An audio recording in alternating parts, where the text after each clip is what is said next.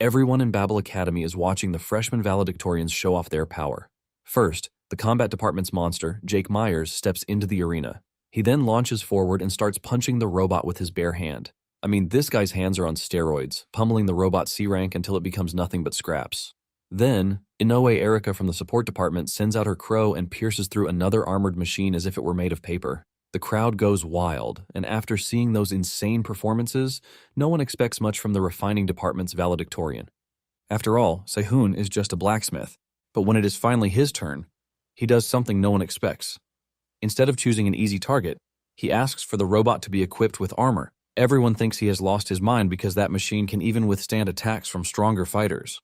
Some students laugh, others doubt him, and the people waiting for him to fail are already smiling. But Sehun does not care. He simply draws his 5-color fire blade and combines it with the fire-accumulating sheath he created himself.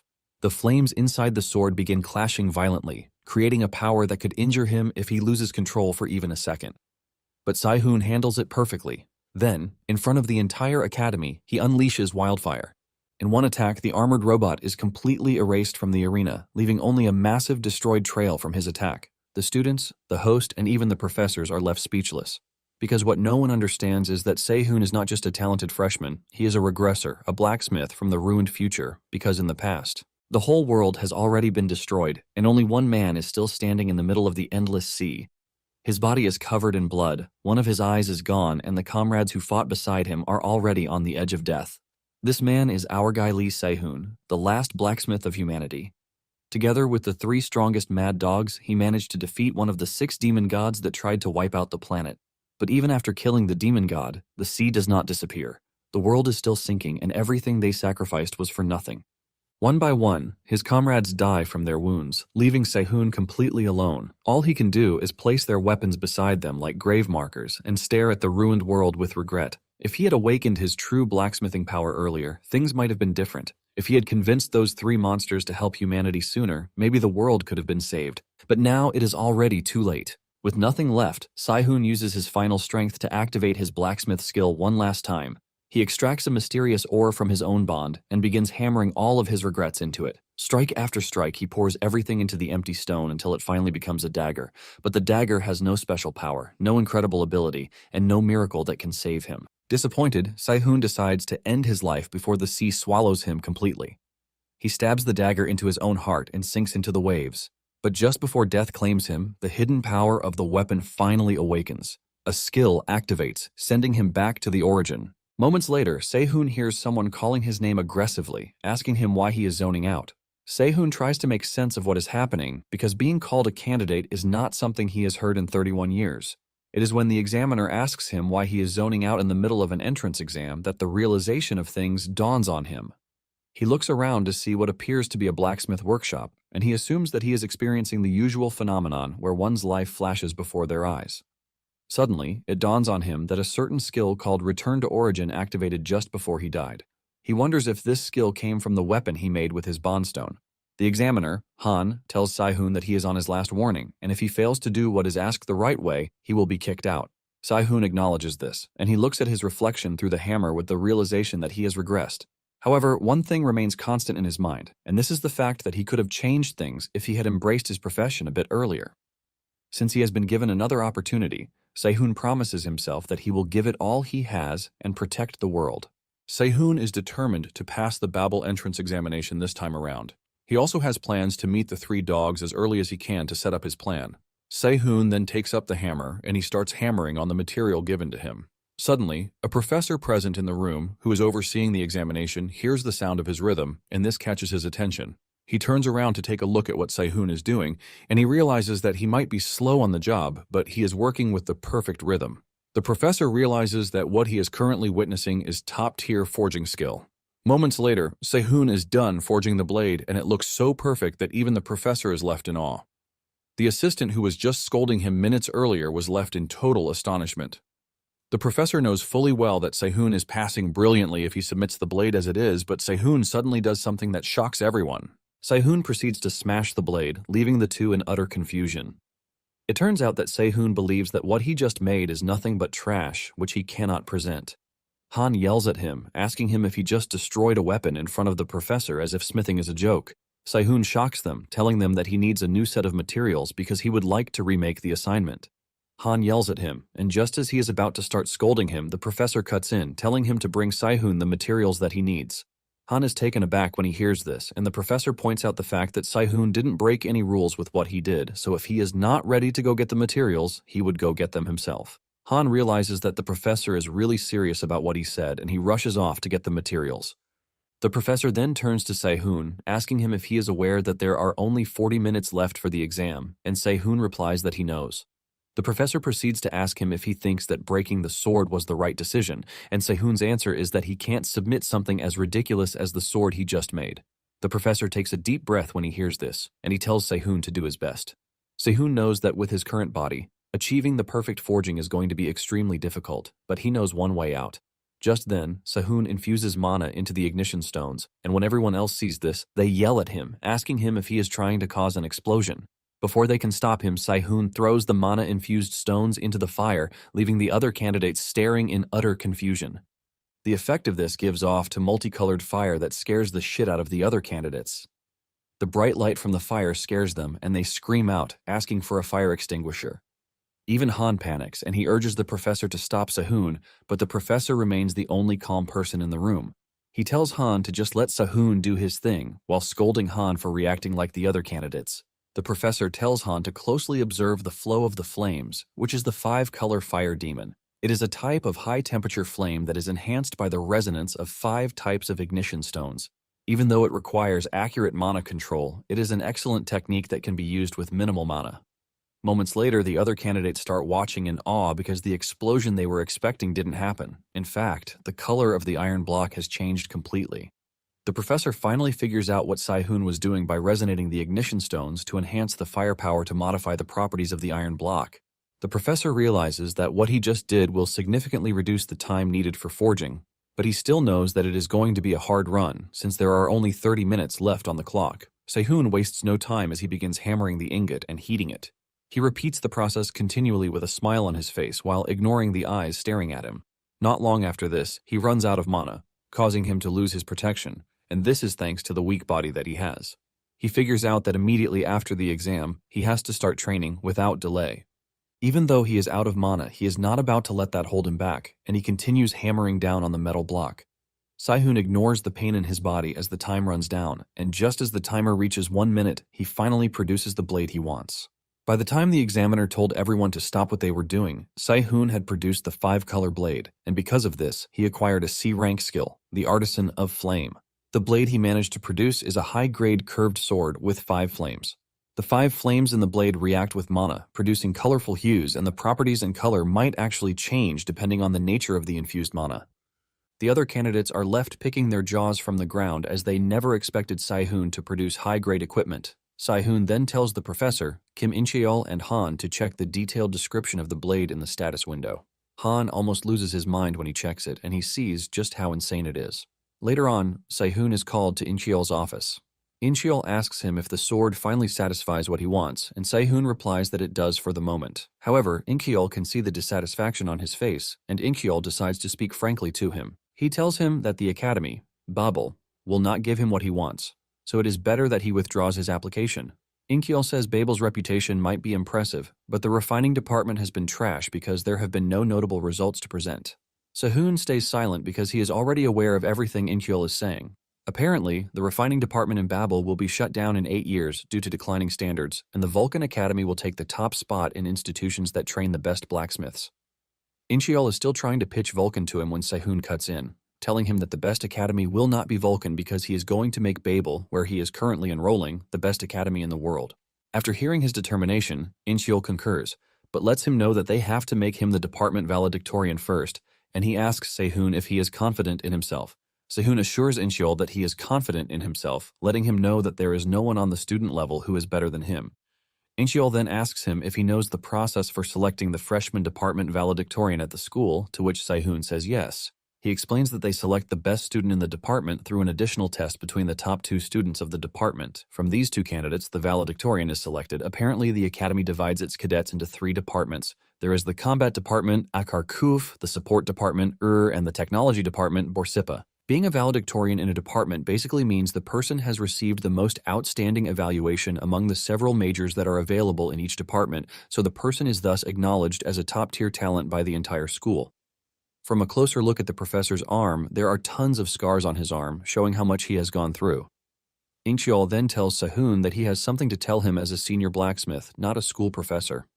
He lets him know that if he becomes the department valedictorian, it will be hard for him to expect success, so he should just go to Vulcan Academy, claiming that this is the right path for Sehun. Sehun is impressed with the man's selflessness because he wants the best for him instead of trying to hold him down at the school. With this, Sehun can conclude that Incheol is a good man. Sehun then corrects him, telling him that just as he told him, the environment doesn't matter because Babel is going to become the best. Hearing his determination once again, Incheol lets him know that the statement is born from arrogance, but for some reason he is not even pissed about it. Incheol then stretches his hand to shake Sehun, telling him that he looks forward to working with him. By shaking Incheol's hand, Sehun forms a bond with him, and Sehun wastes no time extracting a bond metal from him. He is able to extract a flame-bearing iron with mid to low quality. It is basically a metal that possesses a flame, and it also possesses wood-like properties which can store fire internally. When Sehun returns to his dorm room, he checks out the bond iron, and he is not entirely disappointed even though it is small. Basically, a bond extraction quantifies the relationship with a specific target, which helps to draw out ores that naturally do not exist. At the moment, Sehun knows that he really cannot use the bond as it is because the bond level is still low. Sehun then checks his stats, and he can see how trashy they are compared to the rest of the freshmen. Even though he has a long way to go, Sehun doesn't really mind because he believes that it is a price he has to pay to return to the past. In fact, he is glad that he got the chance, and he aims to discard anything that might cause him to be greedy. Sehun figures out that he still has enough time to take on the pandemonium monsters that will eventually threaten the entire planet. Since he is desperate to stop them, Sehun figures out that there is no room to be picky. In addition, he wants to avoid an avenue where he gets confused about important future events, so he figures out that he has to obtain memory-related gears or skills. Nonetheless, he is glad that the first step, which is enrolling at Babel, is already resolved. Just then, the system informs him that his bond level has reached level 1 and he has obtained the bond imprint skill. A week later, Sehun is seen walking around after he got lost yet again. He finally manages to locate the refining room where he is headed, and the moment he enters, he finds some elders waiting for him. The vice dean of the department, Michael Barmett, is also in attendance, and he is pissed at Sehun for coming late. However, Incheol defends Sehun, reminding the vice dean that there are still 10 minutes before the exam even starts. Michael argues that it is not a matter of time but the right attitude. He then proceeds to give Sehun a warning about this. Witnessing what just happened, Sehun finally realizes why Incheol was recommending another academy. And this is because the department is rotten. Also present in the room is another student, like Sehun, who is there to take the additional exam. Sehun tries to greet the dude, but the reaction and attitude from him shut him off completely. Moments later, a red-headed woman, the dean of the department, Ryu Yunha, finally makes her appearance, and the moment Sehun lays his eyes on her, he recognizes her. He almost loses his mind internally because he wasn't expecting to find Yunha at the department. Even though he heard that Yunha was working at the department, he never expected her to be the dean. Apparently, he knows her as the S-rank hero, also called the Weapon Eater. She is a hero who possesses a unique skill that amplifies her power by devouring weapons. Before Sehun's regression, she was his regular customer, but in the end, she died in battle just like everyone else. Sehun watched her die back then, and her last statement was telling him that she regretted eating his armament. Seeing her right there in the flesh again causes him to completely zone out. He finally comes back to reality when his name is called in preparation for the exam. Incheol proceeds to explain the details of the exam to the two candidates, who are there to take the additional exam. He mentions that the total time is 90 minutes, and during these 90 minutes, the two of them must create an armament which can be paired with the sword from the previous exam. Incheol then casts a fire spell to tell them that they can only use alchemy smithing to craft it. There are a bunch of materials present in the room, and Incheol lets them know that they are free to use any of the provided materials. He mentions that the created armaments will be judged by Unya and Michael, so he urges them to create something mind-blowing. With the explanations out of the way, he tells them to start the exam. Since they are only allowed to use alchemy smithing, Sehun figures out that he has to create a resonance using only pure mana so that the elemental mana doesn't go berserk. Sehun takes a minute to prepare and he stares at the materials while thinking of his plan. He is in the middle of this when his opponent throws a jab at him, asking him if staring at the materials increases his mana. Sehun doesn't want to believe that the dude is talking to him, so he is forced to ask him if what he just said was directed at him. The dude piles on the trash talk, asking Sehun if he sees anyone else there. Just then, Incheol comes in to call the dude to order, and he addresses him by his name, Hans Barmut.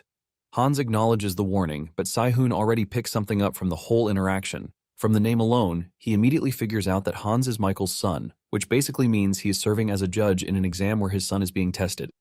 Sae-hoon stares at Hans and realizes he and Michael actually look alike. Seeing how Sae-hoon is staring at him, Hans realizes that Sae-hoon has figured out who he is. Hans lets out a cold smile with the belief that this will intimidate Sae-hoon. Hans has already read Sae-hoon's file, and he knows that he is a mere commoner with the lowest family background and lowest mana among the freshmen. Hans, on the other hand, was born into the Barmut family, which is a renowned house of alchemy and smithing. He also possesses a mana capacity that is comparable to a second-year department valedictorian, so he is confident that he has already won the exam. Unha notices that the materials that the two want to use are lazurite and Hainam jade, which are materials with high mana content. Michael then adds that they are elemental materials that are imbued with water attribute mana, and because they are sensitive to fire, it makes them difficult to smith. However, Michael is not worried about this as he considers it a thing of the past, revealing that modern alchemy smithing is different from how it used to be. Incheol admits that alchemy smithing is not bound by space or situation, but he believes that smithing time varies greatly depending on the caster and the materials being used. He is about to add more to what he is saying when Michael cuts in, telling him that Hans can synthesize any ore within 30 minutes.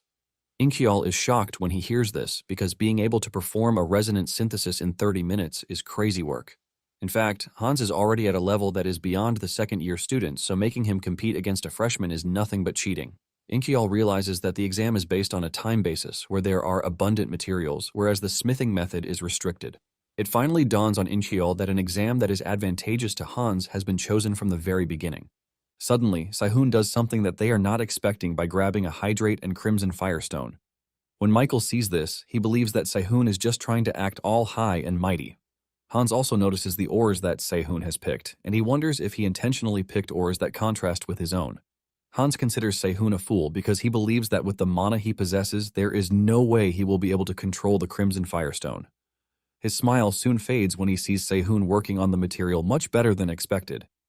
Sae-hoon has activated his bond imprint, which allows him to equip and use bond stones. He then equips the bond iron that he obtained from Incheol, and he wears it on his right arm to be able to control the flames. Seeing how easily he is controlling the flames on his arm, Hans groans in frustration, and he concludes that Sae-hoon is using useless, cheap tricks. With excitement written all over his face, Sae-hoon gets down to business as he combines the ores he wants, melting them together. This leaves Michael wondering if he plans to make a resonance using the same attribute as the minerals. Nonetheless, Michael is confused that he has chosen a stupid path because he believes that if the minerals are forced, the elemental mana will go berserk. Michael expects Sae-hoon to cause an accident in the room, but he shuts up when Sae-hoon unleashes massive firepower that everyone in the room can feel how intense it is. After the process was done, Sae-hoon had created a fire-accumulating sheath. Everyone in the room is left staring at him in silence, trying to understand what they just witnessed. The fire-accumulating sheath is a rare-grade item that is imbued with fire attribute mana. It basically stores fire mana and allows the owner to use the skill Wildfire. Hans is left in complete shambles as he doesn't want to accept the fact that Sae-hoon had completed the test. What he was told was that elemental mana would go berserk if done the way Sae-hoon did it, but Sae-hoon had succeeded contrary to what he knew. Hans completely loses focus, and he goes ahead to imbue mana stones with elemental mana. Before his father could warn him, he had messed up, and this ultimately caused his ores to go berserk, resulting in a mana explosion.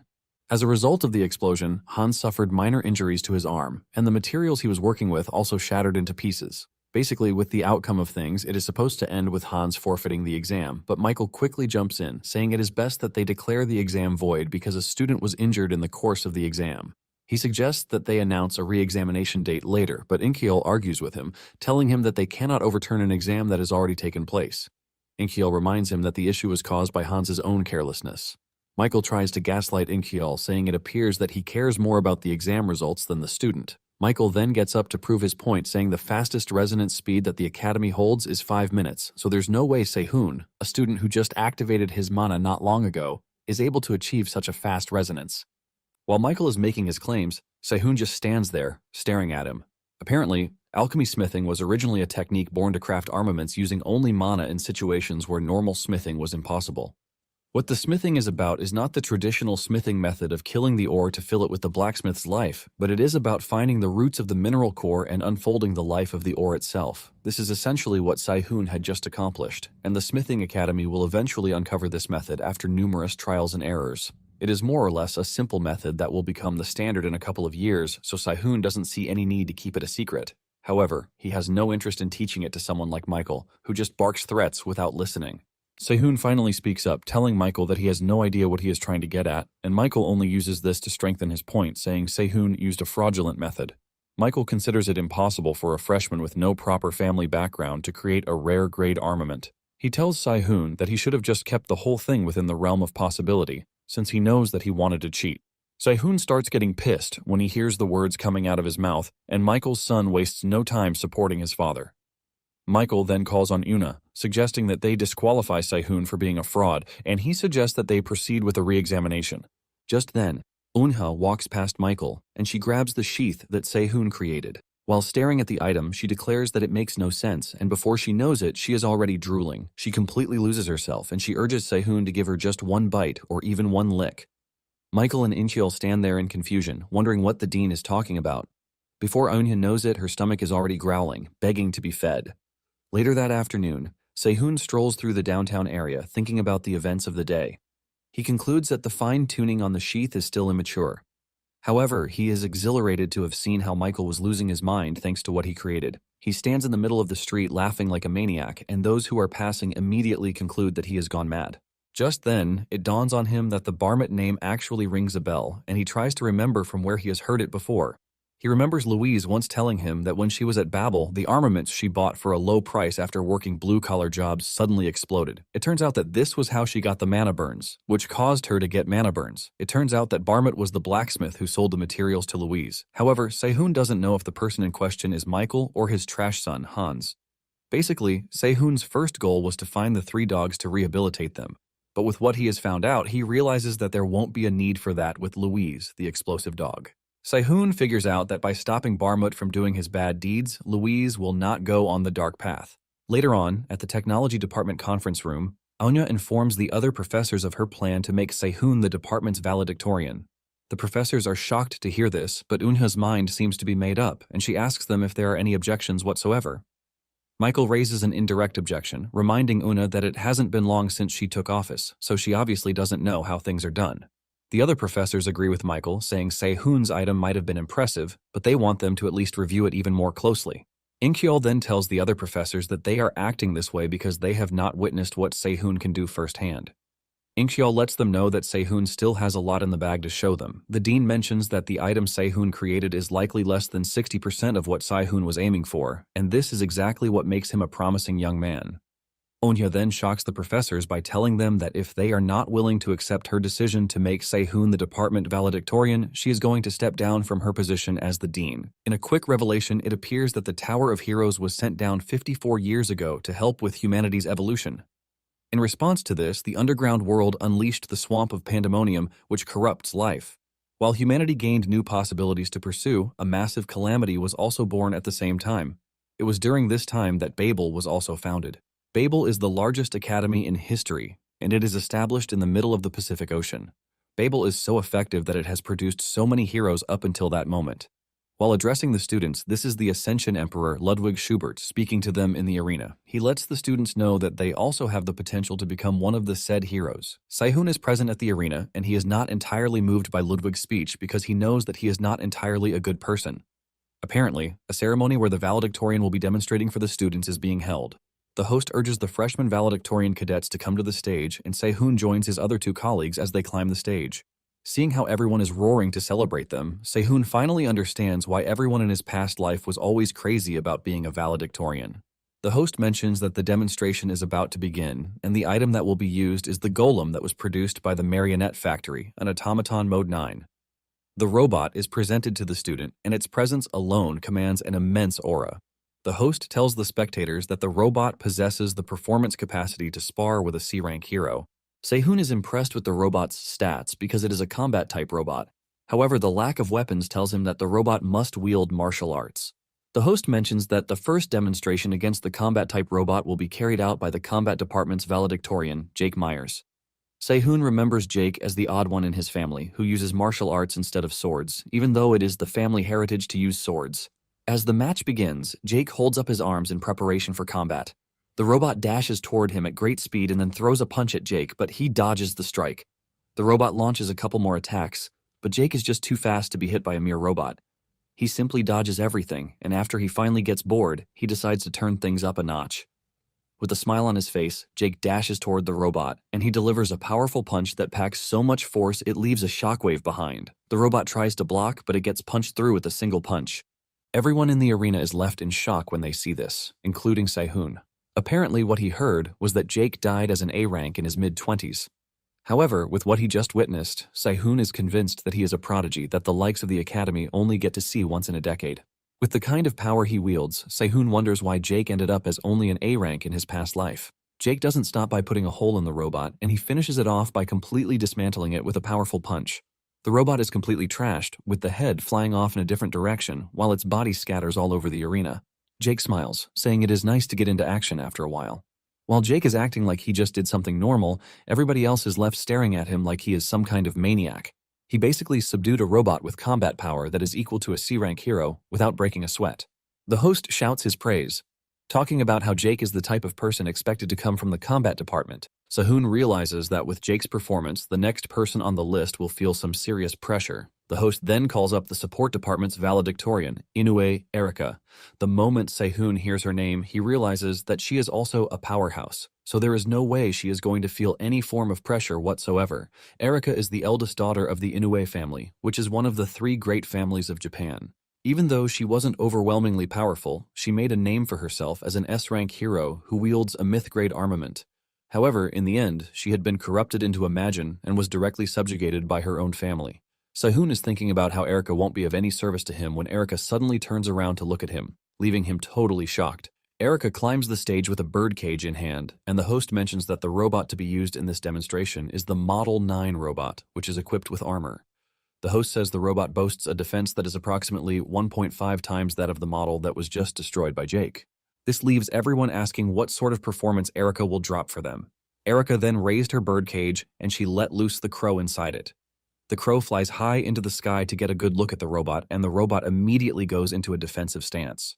With this, Sehun believes that it is going to be hard for Erika to pierce through, since the robot is a defensive type. Just then, Erika casts her spell, and armor forms around the crow's head. The moment she is done arming her crow, the crow dives bomb toward the robot. With the incredible speed and the force from the crow's body, it cuts through the robot, leaving a huge hole in it, thus defeating the robot.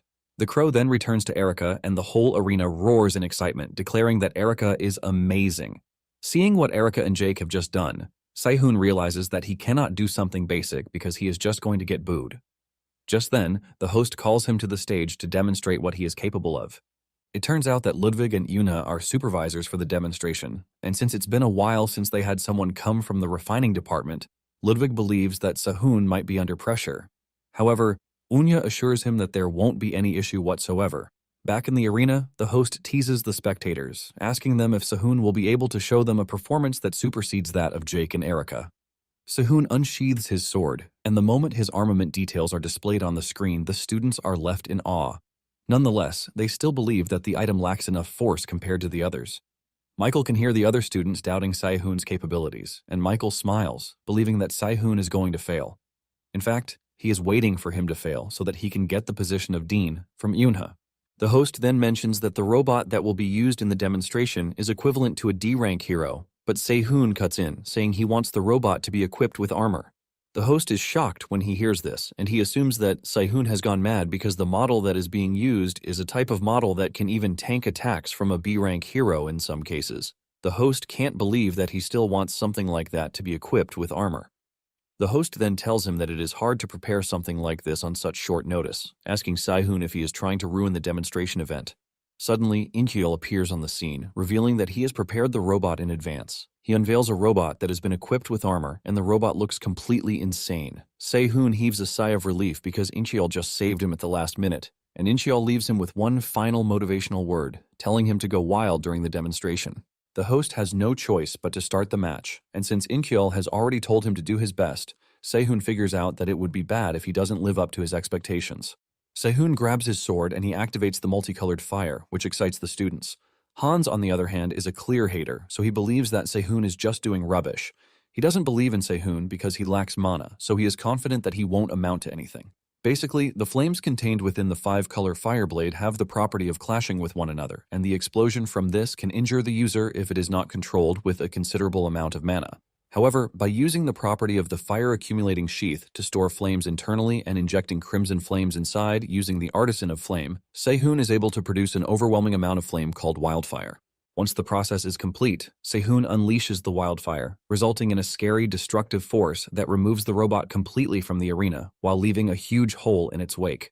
Everyone in the arena is left shaken from what they just witnessed, and even the host trembles as he calls on the construction team, telling them to make their way to the arena immediately.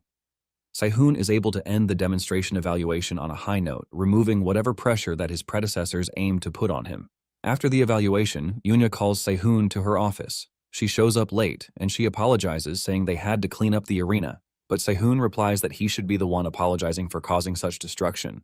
He tells Onya that he should have controlled the whole thing better, but Yuna asks him why he is saying such words.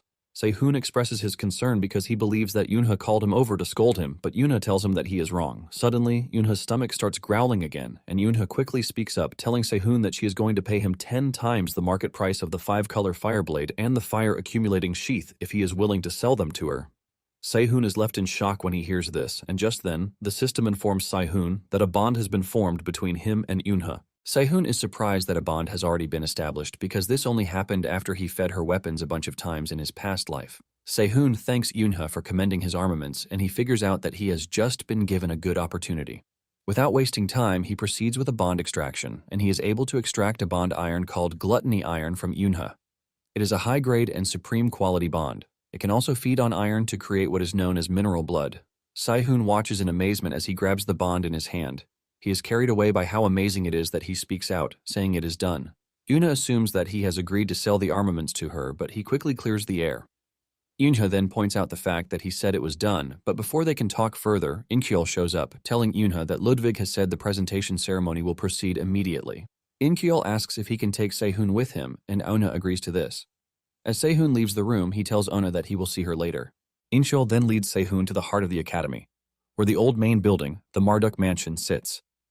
It turns out that he is taking him to meet Ludwig, and he urges him to behave himself in front of the academy head. Inkyol says Ludwig didn't take issue with Sehun breaking the arena during the presentation, and he adds that Ludwig is on a whole different level from them. As he steps into the room, Sehun tells Inkyol that he has nothing to worry about. Upon entering the room, Sehun is hit with Ludwig's impressive aura. Before the regression, he was the hero who died alone while fighting the demon god of extermination Sky, which is one of the 6 great demon gods. Seeing how the man carries himself, Sehun finally gets to understand what it means to be a perfectionist. Ludwig tells Sehun that the armaments that he showed at the demonstration were all interesting, and even though he can't say that there are no regrets, he is impressed. Sehun hears this, and he wonders what his regrets are. Ludwig then shocks him, telling him that as a tribute to his talent and effort, he is going to give him 2 rewards, so he urges Sehun to ask what he wants. Sehun thinks about it for a minute before revealing that he wants rewards that will increase his mana and memory capacity. Ludwig doesn't argue with him, and he raises his hand to whip out the rewards he asked for from an armament that looks like a keyhole. The 2 items he whips out are Heavy Ink Rock and Dream Ivory. The Heavy Ink Rock is a hero-grade and supreme quality item. It is a shard of ink colored that fell from the night, and it possesses the property of swallowing everything except darkness. It absorbs mana from basically everything that comes into contact with it. As for the Dream Ivory, it is a hero-grade and medium-quality item.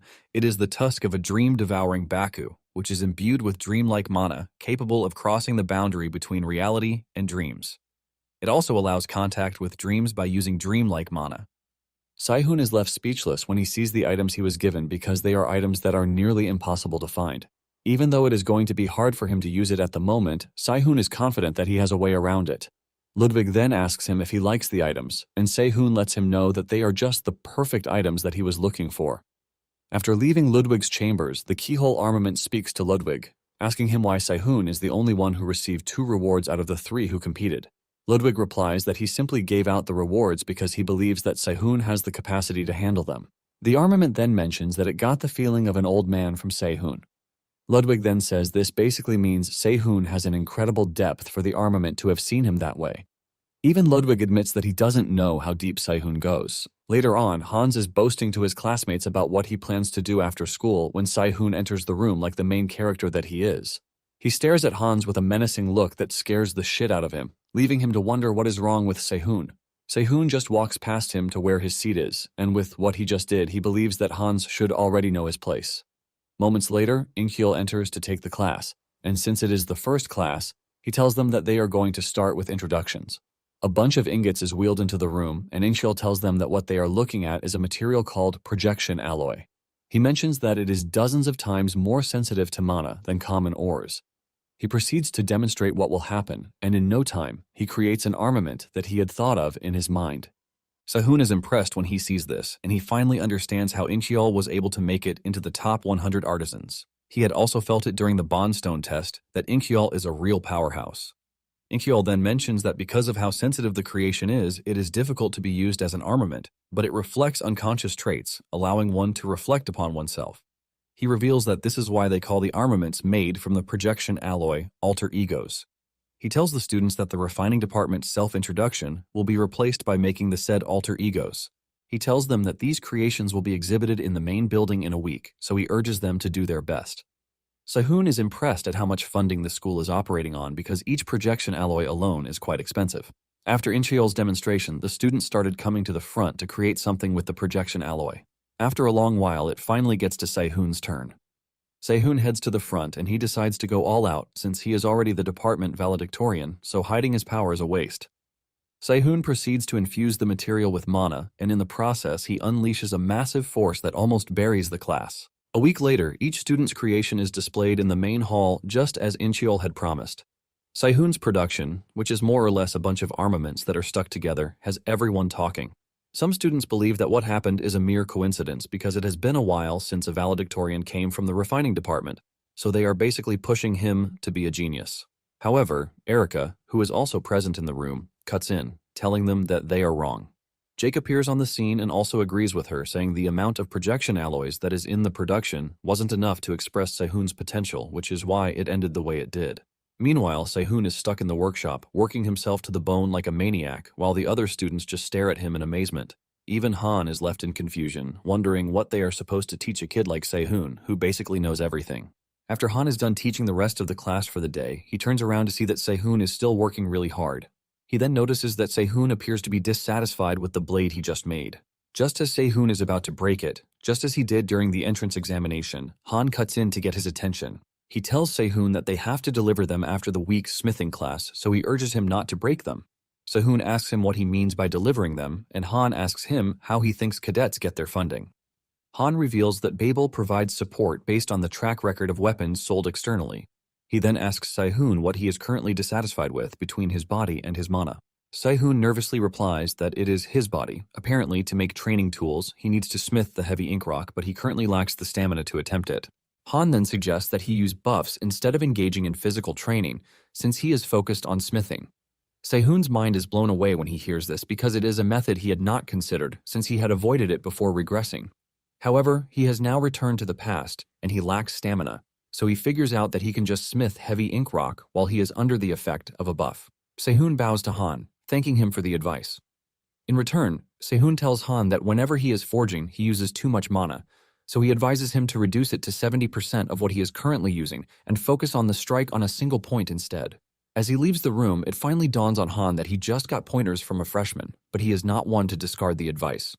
Apparently, the academy encourages autonomous learning for each student, so they are free to take classes from other departments or even take dozens of classes in a single semester. However, the cadet must complete their major courses, and if the cadet accumulates 3 failing grades, they are automatically expelled.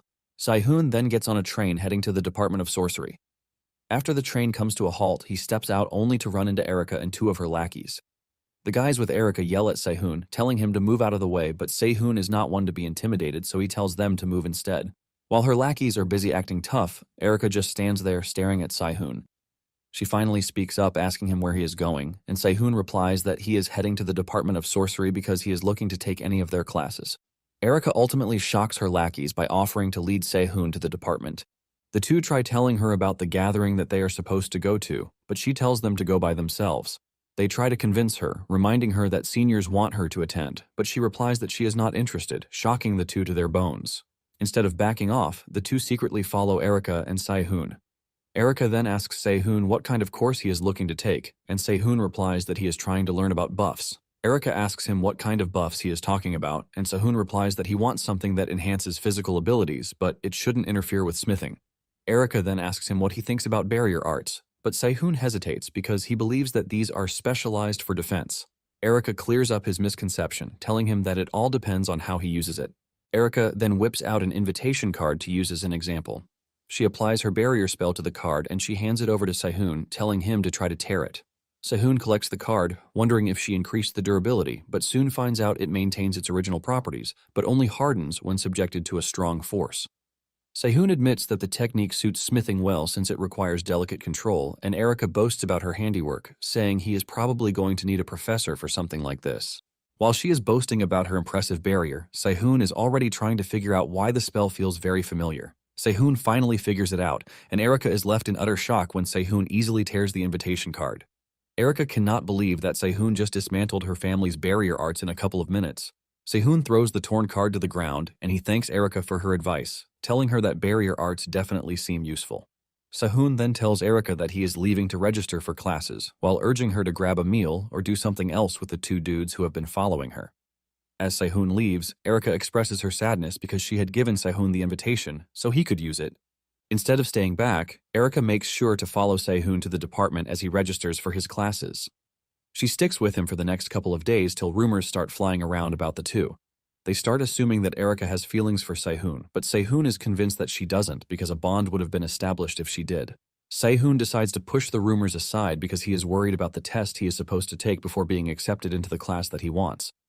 Erica then leads him to the test site for the barrier composition, which is located inside a forest.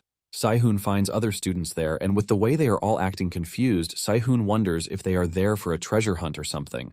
Se-hoon starts looking around, wondering what he is supposed to find, and suddenly he walks through a barrier to find two teachers standing behind it.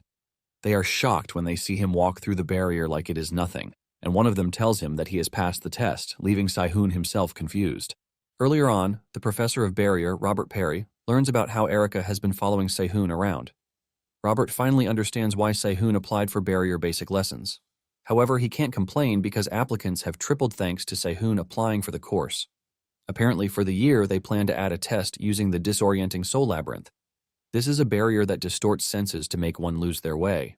It is more or less a basic barrier, but if one is ignorant about sorcery, they wouldn't be able to detect it. Now, seeing how Se-hoon easily figured it out, Robert and his assistant are left in complete shock. In fact, they are more surprised that Erica didn't help him and was able to break through the disorienting soul labyrinth on instinct alone.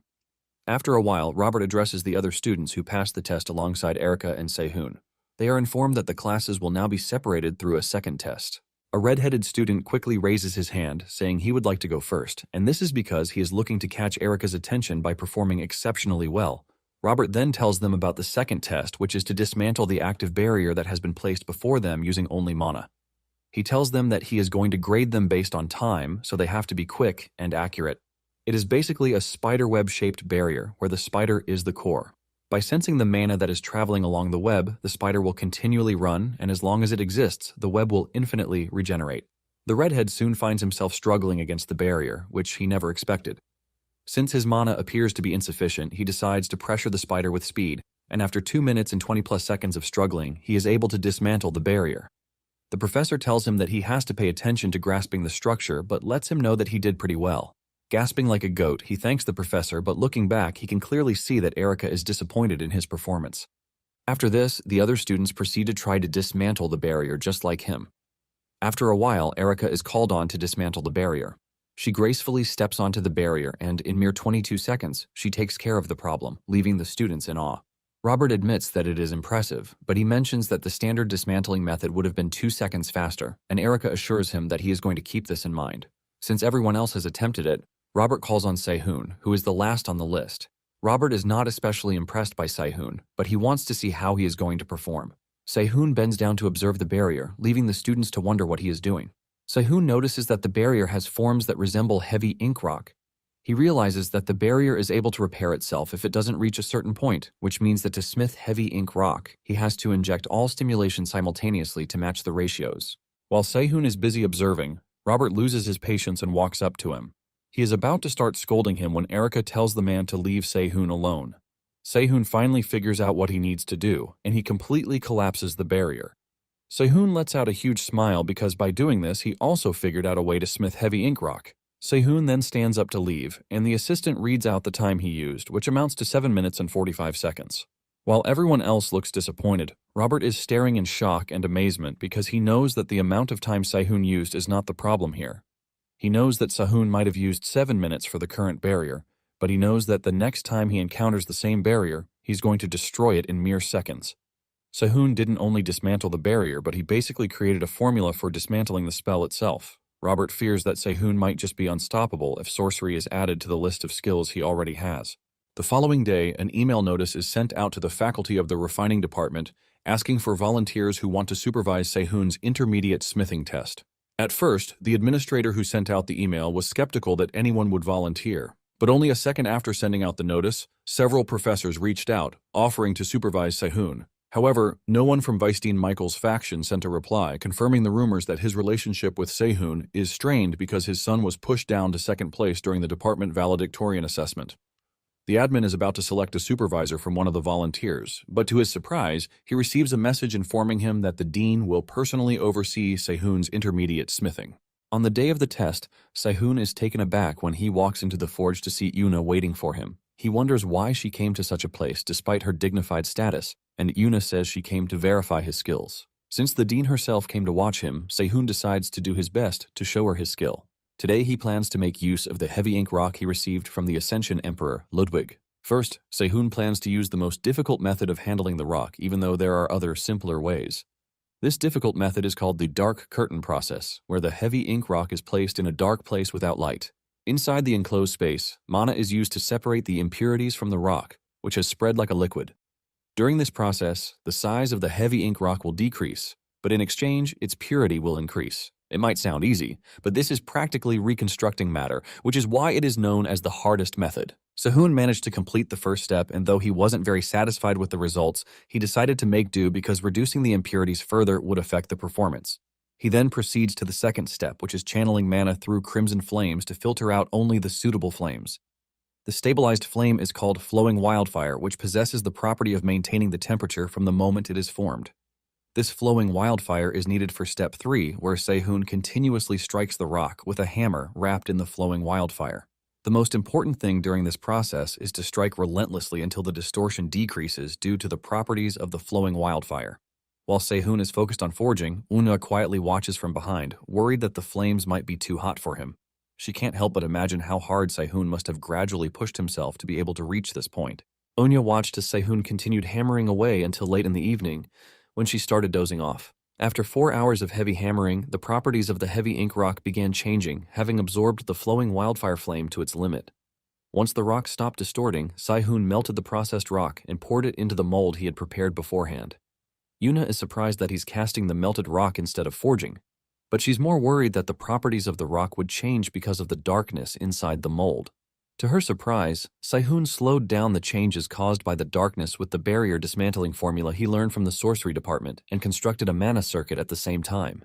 Once he is done, he shatters the mold, revealing the ink spider bracelet armament he made from the heavy ink rock. For making a first-rate item despite his limited skills, Sehun is informed that he has acquired a new D-ranked skill called Black Spirit Thread. The ink spider bracelet turns out to be a rare-grade medium-quality armament. Apart from absorbing and storing its wearer's mana, the bracelet's weight increases according to the amount absorbed. Sehun is informed that he can also use the skill known as Explosive Ring possessed by the bracelet.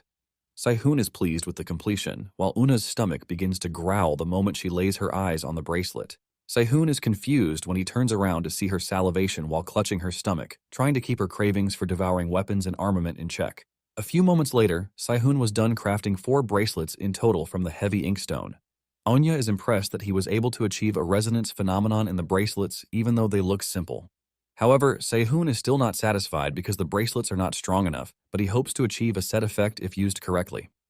He apologizes to Yunya for not being able to give her an armament to consume as a gift for keeping him company throughout the process. But he hands her the scraps from the heavy ink rock to use as a palate cleanser. Without hesitation, Yunya grabs the bowl and activates her unique skill, Soul Smelting Furnace, which she uses to digest the scraps. After taking a few bites, she admits the scraps are quite edible, and it even tastes like fried lamb chops.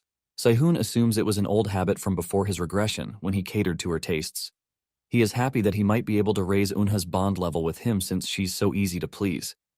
Despite getting the delicious scraps, Eunha's eyes continue to linger on the bracelets, which she assumes must be more delicious than mere scraps. Afterwards, she asks Sehun when he plans to sell the 5-color fire blade and the fire-accumulating sheath. Sehun lets her know that he doesn't plan to sell them anytime soon, as he plans to use them during the freshman subjugation class. Besides, he intends to use them as bait to keep Eunha longing for more to allow himself to get closer to her. Sehun assures her that he will reach out once he has equipment worthy of her, and she reluctantly agrees to wait.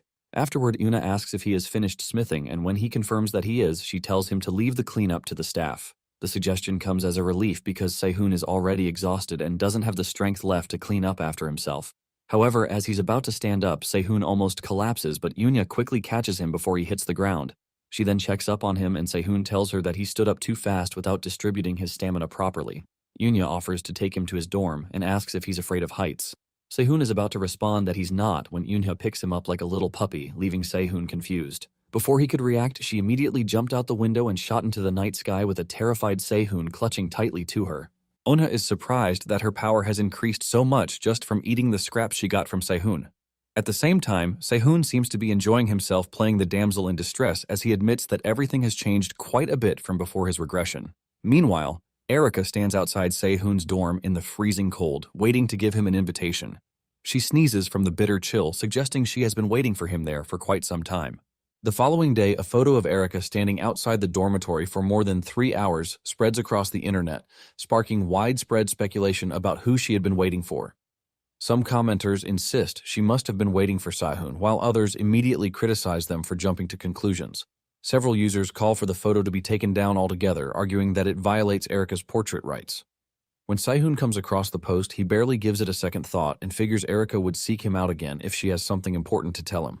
Just then, an instructor named Ricaros Miles walks into the hall, announcing that he will be in charge of the Understanding Tools class. He tells the students to move to the training center, and the last person to arrive will run 20 laps around the track. He immediately heads back out as the students quickly rush out of the classroom.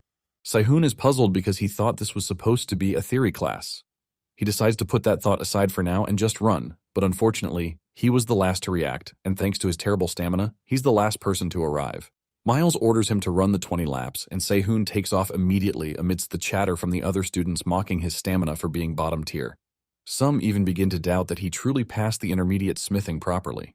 While Sehun is serving the punishment, Miles decides to start teaching the other students. He explains that the class was supposed to be strictly theory, but they decided to change it up to practical because of the recent Flameblade hunt attacks, targeting blacksmiths who can craft hero-grade or higher fire attribute blades. Sehun overhears this while passing by and recalls that before his regression, the case about the Flameblade Hunter attacks remained unsolved. Miles tells the class that he will be teaching them techniques to protect themselves, while they also learn to understand tools, and the first tool they will be covering is the sword.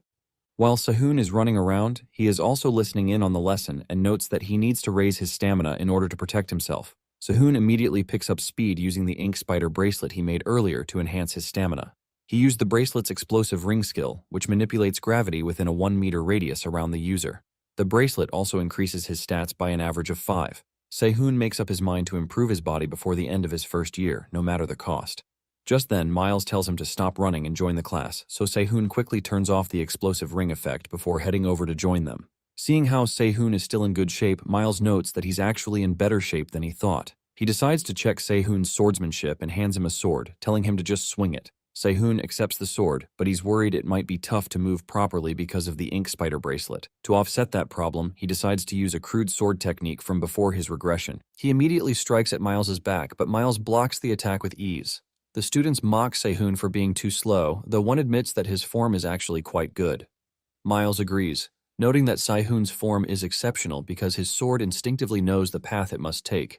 However, he points out that Sehun is far too hasty and decides to offer him some advice. Before he can finish that thought, Se-hoon suddenly gives him a terrifying glance, which spooks Miles, throwing him off guard. Se-hoon takes the opportunity to attack, and Miles is unable to react in time, causing him to lose the match. Miles stares at Se-hoon's blade on his neck in shock and can't believe that a glare from a first-year cadet scared him to the point of hallucinating. Miles demands to know who taught Se-hoon the swordsmanship style, but Se-hoon hesitates to respond because he learned this before his regression from a man who claimed to have created the technique in 10 minutes. Back then, Se-hoon crafted a weapon for some old dude who refused to pay him, so Se-hoon wanted to destroy the blade, but the man begged him and promised to teach him a technique in exchange for the payment. Since Se-hoon can't just say he learned it from his past life, he tells Miles that he learned it from watching online videos, which Miles finds ridiculous. Miles then asks if Se-hoon wants to properly learn swordsmanship and offers to write him a letter of recommendation for the body control lecture at the combat department. Later that day, Se-hoon heads to the combat department for the body control lecture, only to run into the old man from his past life who taught him that sword technique. He was a retired S-class hero and Se-hoon's regular customer, known as the Swordbreaker, Ma Guangsu. Se-hoon can't believe that the notorious gambler and drunkard he knew before his regression was actually a professor at Babel. Just then, Guangsu, who had been arguing with Jake earlier, notices Se-hoon watching them from the corner and asks who he is. Se-hoon steps forward to introduce himself and produces the letter of recommendation from Miles. Guangsu is surprised that Miles actually recommended someone while Jake whispers to him, telling him that Se-hoon is this year's technology department valedictorian. But after checking him closely, Guangsu feels that Se-hoon is too mediocre to be the valedictorian. He then turns to Jake, asking if he truly wants to learn from him. Jake eagerly responds that he wants to, so Guangsu agrees to teach him if he can defeat Se-hoon. A few moments later, the boys prepare to face off, and Guangsu announces that it will be a single match where the one who lands the first valid hit wins. Se-hoon chooses a wooden sword while Jake settles for his fist. As soon as Guangsu tells them to begin, he quietly observes the posture of the two boys. Seeing how frail yet relaxed Se-hoon looks, Guangsu wonders whether relaxation boosts his flexibility by removing strength from his body. Guangsu is instantly irritated when Jake takes a flashy pose just to intimidate Se-hoon before the fight begins. He complains that this is the very reason why he dislikes show-offs who focus on mind games instead of properly clashing with their opponent. While he is still complaining, Se-hoon swiftly charges towards Jake without his sword, but Jake tackles him before he can make his move. As the duo grapples with each other, Se-hoon quickly realizes that Jake is insanely strong, like a giant boulder. Despite that, he decides to show him the gap in their strength, and as Jake tackles him to the ground, Se-hoon activates the explosive ring. This causes Jake to lose his balance and stumble forward, falling face first into Se-hoon's fist. Dazed, Jake can hardly believe he actually lost, while Se-hoon grins triumphantly and asks if he was faster. After the duel, Guangsu barks at Jake to leave the room for losing, but Se-hoon stops him, arguing that Jake should be taught precisely because he was beaten. Guangsu then mocks Jake for losing to a refining department cadet before reluctantly agreeing to teach him. Jake is over the moon and humbly bows to thank him when Guangsu says he'll set the time for their training sessions. Afterwards, he tells Jake to leave so he can discuss something important with Se-hoon alone. Once Jake leaves, Guangsu tells Se-hoon to show him the sword technique he used to impress Miles. Se-hoon agrees and immediately charges forward with his wooden sword, but Guangsu instantly disarms him before he can strike. Guangsu then commends him for having a good concept but a crude execution. He explains that a swordsmanship that becomes weaker on the second execution isn't normal at all and curses the person who taught Se-hoon the style in the first place. Se-hoon almost burst out laughing because Guangsu doesn't even know he's cursing himself. Guangsu tells Se-hoon that he will help him build a proper body around that abysmal technique, so Se-hoon takes it that he has been accepted into the body control class. Once Guangsu confirms it, Se-hoon pays his respects before taking his leave, causing Guangsu to mock him for being such a stiff.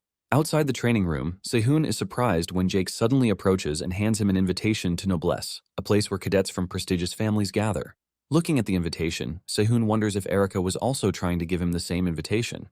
Jake warns him that Noblesse has a lot of stuck-up nepos there, but it would be a good opportunity for him to make connections. Se-hoon isn't sure he should accept the invitation, but Jake tells him that it is his way of showing gratitude to Se-hoon for helping him get into Guangsu's class.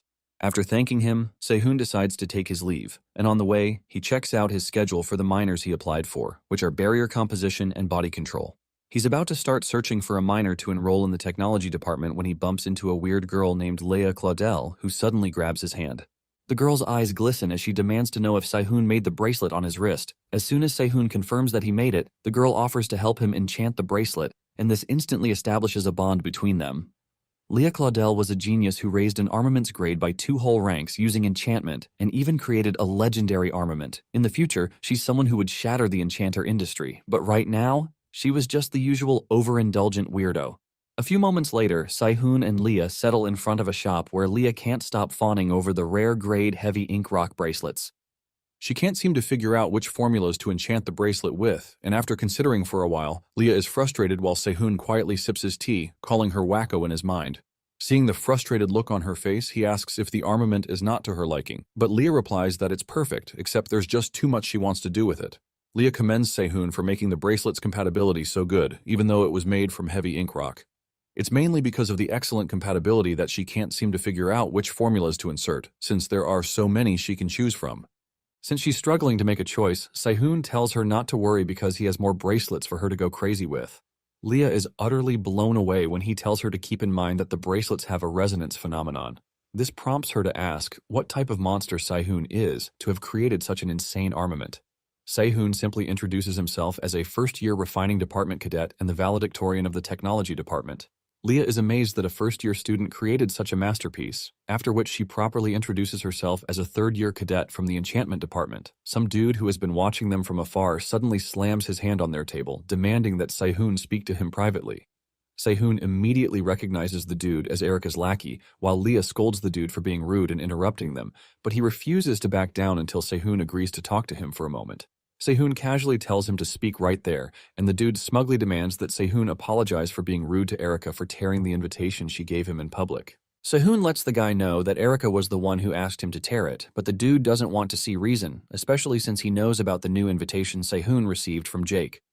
As if fed up with the guy's trash talk, Si-hoon asks if Erica sent him to make trouble, but the dude states that he's acting on his own. However, Leah accuses him of being one of the many lackeys of the young master of the Inoue family, who just happens to be Erica's brother.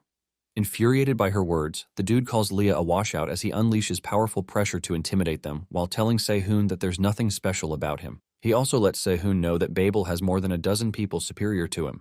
With a slight look of disgust, Si-hoon wonders if the guy is talking about himself, and this enrages the dude more as he angrily barks at Si-hoon to shut his trap. He then unleashes several ferocious mana beasts to attack them, but Si-hoon effortlessly dispels the attack and also notices that the dude used several daggers as an attack medium hidden inside the mana illusion. The dude is surprised as he wonders how Si-hoon saw through it, but Si-hoon refuses to explain and simply says he caught on because the attack sounded delicious. Activating the gluttony iron bond imprint he received from Onha, Si-hoon decides to put the dude in his place by seizing all his expensive daggers with the skill. The boy can only scream as he watches his expensive daggers being devoured by Si-hoon. After tasting the same sensations Onha feels whenever she tastes a weapon, Si-hoon admits he now knows why she goes crazy over them. The gluttony iron he got from bonding with Yunha has a high-grade, supreme quality. The iron creates heat energy by devouring iron, and it can also corrode the iron it touches and melt its core into its own interior. It basically relies on iron to create mineral blood.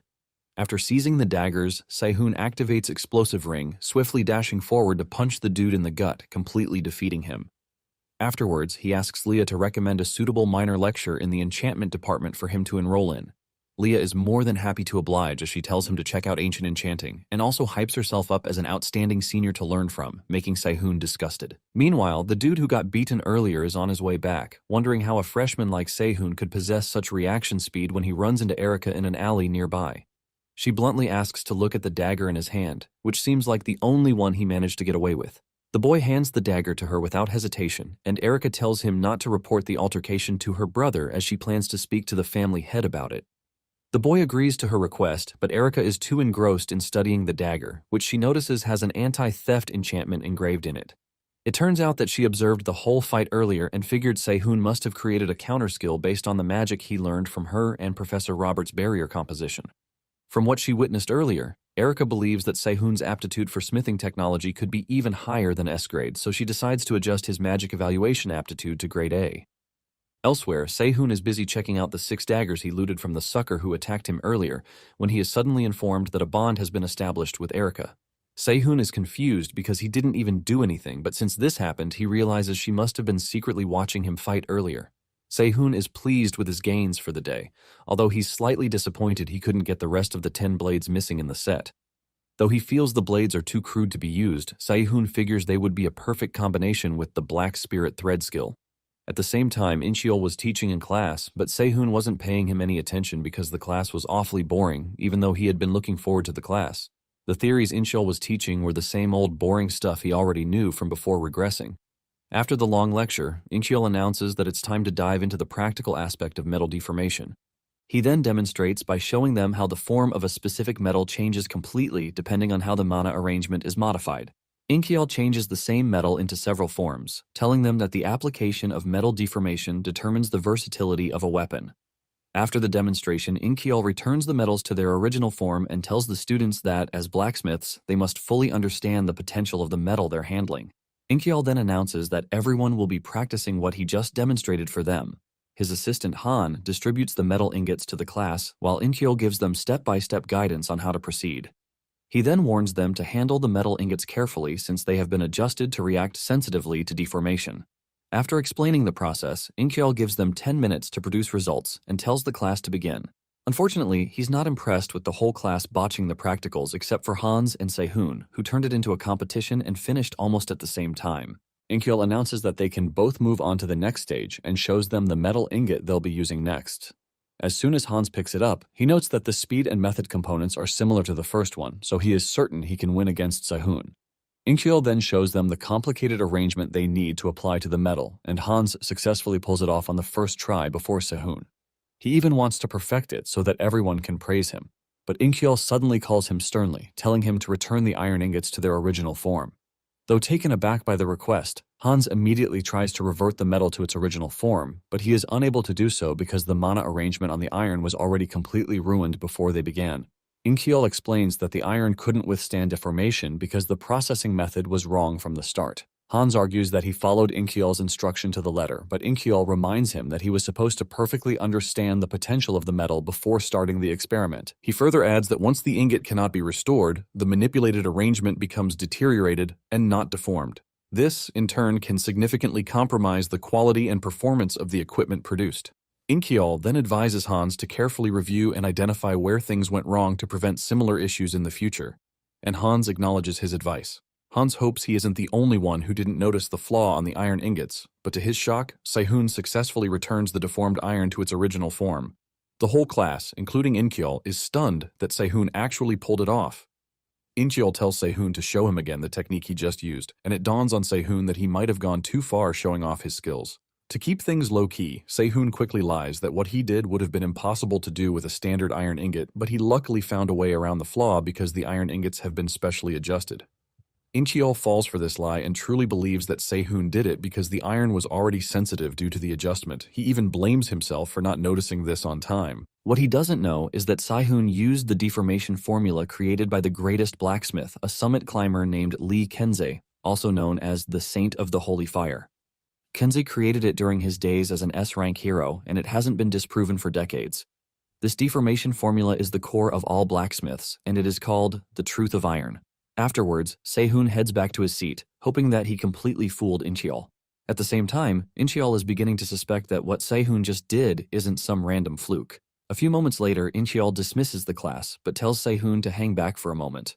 Incheol then gives him a red ore as an admission gift for choosing to stay in Babel. The red ore is a high-quality, rare-grade crimson fire jade. It contains the essence of the crimson flame and possesses the ability to melt mixed ores into liquid. Incheol tells Sehun that absorbing the essence of the ore can help him strengthen his crimson flame. He apparently prepared it after hearing that Sehun can handle crimson flame. Pleased with the gift, Sehun happily thanks Incheol, who then asks if he plans on enrolling in one of his minor courses. Sehun asks if he's referring to armament fundamental studies, while Incheol counters with a question, asking if Sehun knows anything about the course. Sehun confirms that he does, after all, it is the class with one of the largest budgets supported by Babel. However, Sehun isn't certain he wants to get entangled with Incheol because, before regressing, he never heard Incheol's name on any notable later achievements, meaning he must have met a tragic end. But after considering it, Sehun decided to go with the flow since Incheol is currently receiving a lot of attention. He then tells Incheol that he would be taking the course, but Incheol worries that Sehun's schedule might be too packed since he has already picked quite a few minors. Sehun says it wouldn't be a problem since he only picked 4 other courses, including this one. As the two men shake on the beginning of their partnership, Sehun is able to form a level 1 bond contract with Incheol. The ore extracted from the bond is a high-grade flame-bearing iron with mid-low quality. Although this ore contains flames, at the same time, it possesses properties similar to wood and can store flames inside. Later that day, Sehun attempts to forge and process his body since he can extract metal from others. It is already common knowledge that multiple mana attributes within the body cause conflict and can be fatal for a blacksmith who requires precision when forging. Normally, people with multiple attributes only use one that best suits their aptitude. However, Sehun believes he is different and plans to forge his body to be able to handle multiple attributes without any fatal conflicts between them. First, he makes sure that the internal mana in his body is adequately depleted, and once his body is drained of mana, he draws in the essence of the Crimson Jade. Sehun then constructs a mana circuit solely for the Crimson Flame inside his body and smelts the Crimson Jade ore within his body. As the flame explodes through the new pathways, Sehun is informed that his mana attributes have been strengthened, and his Crimson Flame levels up from F rank to E+ rank. He also acquired an S-grade skill called Spirit Body Smithing Magic because he smithed new internal mana circuits in his body. Apart from enhancing his strength, the process also increases his physical abilities and all his stats due to the new skill effect. This suddenly reminds him of his master's words, urging him to make use of the materials available to him instead of giving up without even considering how to work with them. Inspired by this memory, Sehun resolves to make use of everything within his reach. Having been burdened by regret in his previous life, he swears not to repeat the same mistakes, whether facing an ally or an enemy. A few days later, during refining class, Han informs everyone that all the items made during the last few classes will be completed today. He explains that this is because the finished products are scheduled to be supplied within the school and externally. He also lets them know that whatever they make today somehow determines the course of their entire semester, so he urges them to do their best and leave no regrets behind. The students acknowledged his advice and immediately began hammering away like their lives depended on it. As usual, Sehun isn't impressed by his own work, which he feels has a lot of misalignment because of his poor stamina. Refusing to take the easy way out, he continues to hammer away until he's satisfied with the result. Since he can't make several excellent weapons due to the time constraints, Sehun plans to focus on making at least one impressive weapon. He could try to finish everything to a moderate standard and use them to get more budget from Babel, but Sehun only wants one excellent weapon, which he hopes will make up for the rest. While polishing the sword, he begins to hear the sound of those familiar waves from the perishing sea. It was the sound of the world ending, and before his regression, every time Sehun heard this sound, he created exceptional items. Just as expected, Sehun completed the White Light Longsword, which possesses an edge engraved into the body of the blade itself, not a temporary sharpness. For drawing out the material's potential to forge a new edge, Sehun acquired a new C-rank skill named White Light Style. The White Light Longsword was a high-quality, rare-grade weapon with a pure white edge forged into it. The blade interlocks with the mana arrangement, possessing a tough yet sharp edge, and its cutting power is enhanced when mana is imbued into the sword. Despite how awesome the White Light Longsword sounds, Sehun is still not completely satisfied with the results, even though he made it using normal iron. However, he was comforted by the fact that his skills from before the regression were slowly returning to him. At the same time, the other students are also disappointed in their terrible work, and some even consider switching to a different career path. The following day was the weekend, so Sehun decided to use the free time to see Leah's enchanting skills. He was also curious about her basic skills, but their usual joint was too crowded, so Leah suggested going to her secluded workshop. But Sehun later discovered that the workshop is located too far away from civilization. A few moments later, they arrive at the workshop, which also doubles as a hardware store for the combat department. Upon entering, Leah loudly calls out to her grandmother, Helena, who turns out to be way too young to be anyone's grandma. Leah finds it ridiculous when Helena asks if Sehun is her boyfriend. After denying it, she introduces him as this year's technology department's valedictorian, but Helena is instantly disappointed that they picked such a weak-looking dude. After proper introductions between Helena and Sehun, Helena barks at Leah to get to work. She explains that work has piled up this week because of the new freshman. Leah agrees to do as she's told and shows Sehun the way to the workshop. After scanning around the workshop, Sehun admits that Helena's skills are better than he thought. He can't seem to understand why she was hiding away in a rundown hardware store like this with such skills. As Leah prepares to begin work, she shows Sehun an enchant palette filled with powders made by grinding magic stones. Usually, the standard enchantment palette is 8 colors, but Leah's has over a dozen diverse colors. Sehun then asks Leah if her job is just to restore damaged enchantment formulas with the palette. Leah confirms this and adds that she enjoys doing it because she can make money while enchanting to her heart's content without worrying about the material costs. She then begins to enchant a magic formula behind a flat pan. Sehun hasn't said anything yet, but the truth is that he came because Leah seemed to be having something similar to an artist's block. During their last meeting, Erica's lackey called Leah a has-been who fails every exam and couldn't even protect her seat as the department valedictorian. By observing her work in real time, Sehun quickly identifies both the cause of her slump and the solution to it. He admits that Leah is very talented, as she becomes completely immersed in drawing enchantments that she does not even notice him slipping away to inspect the workshop. Sehun stumbles upon a whetstone for sharpening and notes that they resonate with the mana arrangement to grant a special effect. It had been a while since he did anything meaningful with the white light longsword, so he was itching to test out the whetstone. Just then, Helena appears behind him and tells him to try using the stone if he can. She gestures to a pile and tells him to pick out anything from it to work with. Sehun doesn't like how Helena is trying to boss him around, but he's not about to miss out on the opportunity to test such a special quality whetstone. From the pile of hardware, Sehun chooses a worn-out kitchen knife, which surprises Helena. From how evenly worn out the blade is, Sehun notes that the knife must have been used by someone who knows how to handle a sword, which makes it the perfect choice to test out on the special whetstone. Sehun believes that the whetstone should be able to properly fix the knife even if he sharpens the edge to its limit. Helena is amazed as Sehun begins to sharpen the blade, and from his skills she finds it hard to believe that he's just a freshman. Meanwhile, Leah, who was so engrossed in enchanting her pans, suddenly screams in excitement that she is done. It was at that moment that she actually noticed that Helena was even in the room. She then joins her to watch Sehun work and teases Helena for initially looking down on Sehun and finally being slapped in the face with his true potential. Embarrassed, Helena barks at Leah to shut it, and at that moment, Sehun completes fixing the kitchen knife. As usual, he is not impressed with his work and promises to do better next time, but Helena is too pissed with the smug look of genius on his face, so she hurries them to leave. As Leah pushes him out, Sehun can't help but wonder why the old lady is suddenly cranky. Once they leave, Helena quietly stares at the kitchen knife until some dude barges in calling her sister. He then asks her about his kitchen knife, and Helena scolds him for still working in a restaurant when he's supposed to be a professor of the combat department. The man tells her to stop nagging about his hobby and heads into the store to pick up the knife by himself. He is surprised when he sees the knife and asks if Helena sharpened it herself. Helena tells him she didn't, so he figures it must be one of the store assistants, but Helena lets him know that it was done by a freshman. The man is stunned to hear this as he begins to wonder who this talented freshman is. Meanwhile, Sehun asks Leah if Helena was a former professor at the refining department. Leah confirms that she was and explains that Helena retired 5 years ago and opened the hardware store close to the combat department. Sehun wonders whether there's some special story behind her retirement, but Leah says it wasn't anything special. She tells him that a lot of professors have left the refining department in the last 10 years. Sehun notes that this isn't something he can ignore anymore, because the refining department will become the weakest in Babel in the future. Leah then asks Sehun for his opinion on her enchantment, and he tells her that it was decent enough. Leah is about to start celebrating when Sehun bursts her bubbles by scolding her for being too narrow-minded. He points out that she already had better methods in mind, but didn't use them. Leah is surprised to hear this as she wonders how he could possibly know what is on her mind. Sehun then admonishes her for not being able to perform properly despite knowing the means to.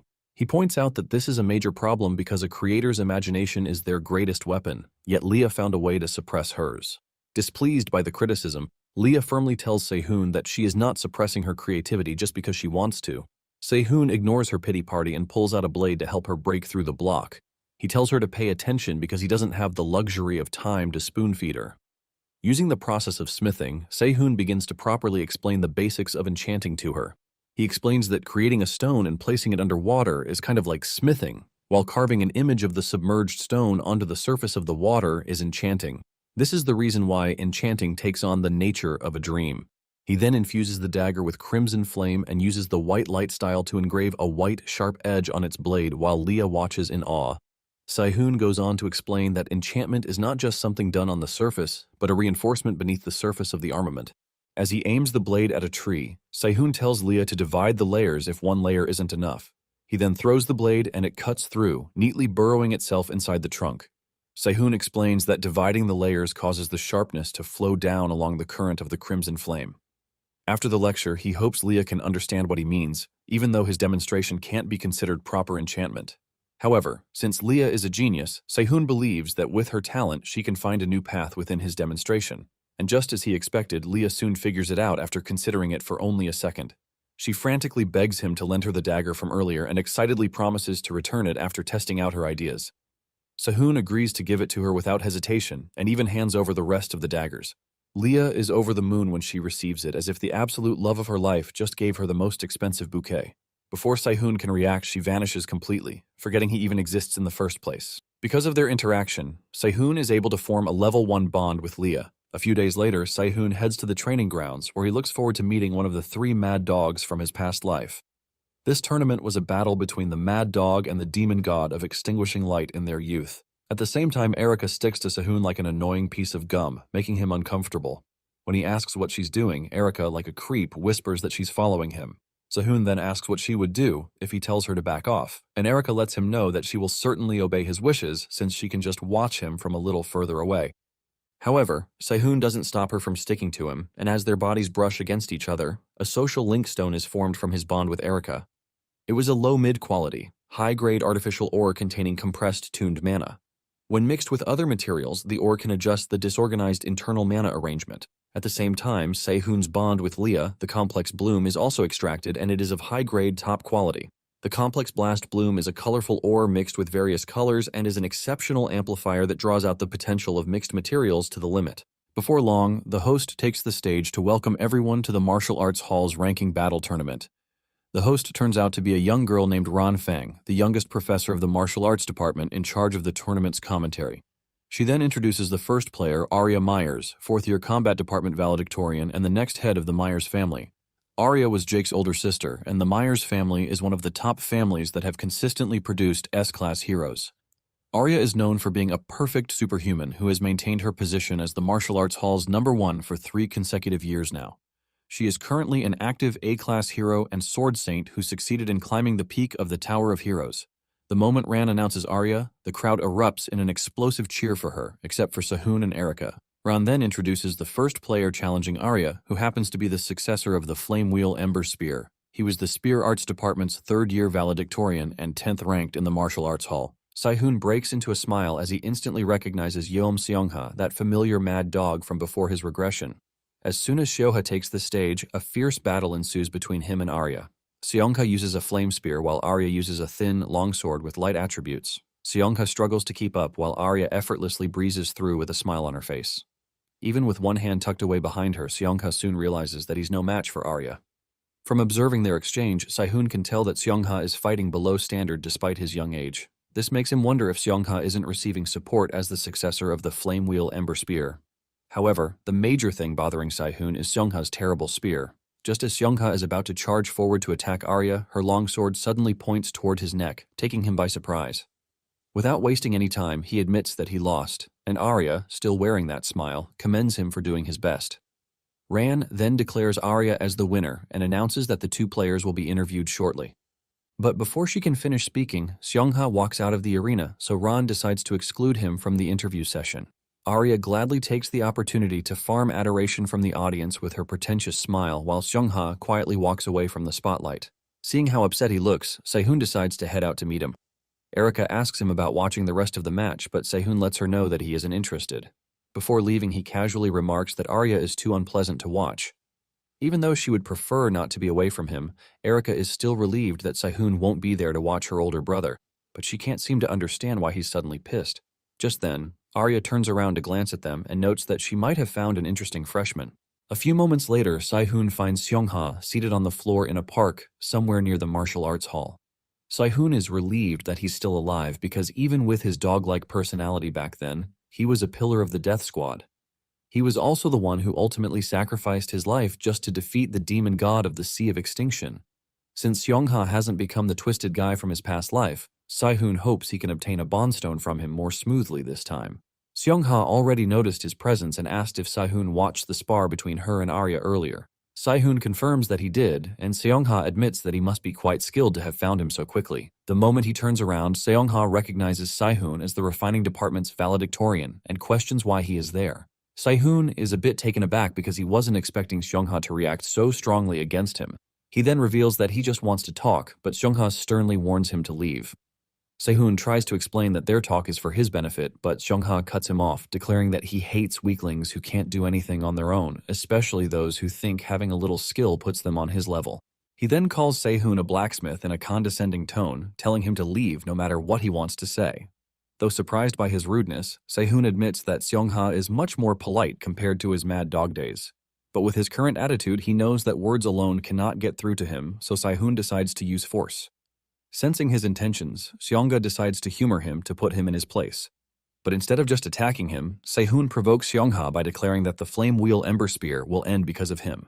Infuriated by the remark, Seongha swiftly tries to punch him, but Sehun uses Gluttony Iron from Yunha's bond to deflect the attack. Seongha is stunned that the so-called weakling actually deflected his mana-imbued punch, but this makes him admit that Sehun did indeed deserve the right to speak to him from the start. However, he was not about to admit that openly. Besides, the trajectory of his flame ember still lingers, so Seongha refuses to back down. He decides to show Sehun the true power of the Flame Wheel Ember Spear by ending the fight in one move. Seongha unleashes the powerful mana ember on him, but Sehun somehow deflects it by stealing the flame. Seongha is stunned as he tries to figure out why the amber that should only react to his mana is in Sehun's hand. He wonders if Sehun dismantled and stole it, but that doesn't stop him from striking again. However, Sehun easily evades the attack. As Seongha's aura suddenly shifts and grows increasingly violent, Sehun realizes that the mad dog is truly about to lose control. It then occurs to him that Seongha's explosive personality was likely the reason behind the Flame Flower Gate massacre incident. In the next instant, Seongha charges forward in a blind rage to end Sehun. Realizing that any chance of a peaceful resolution has vanished, and with both the effects of Gluttony Iron and his body nearing their limits, Sehun decides it is time to bring out his trump card.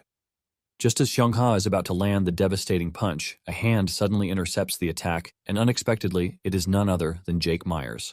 Seongha is surprised to see him and wonders if Jake knows Sehun personally. While still trembling from the impact of blocking such a powerful attack, Jake confirms that he knows Sehun. Afterwards, Seongha tells them to leave, and Jake gladly pushes a reluctant Sehun away from the crazy dude.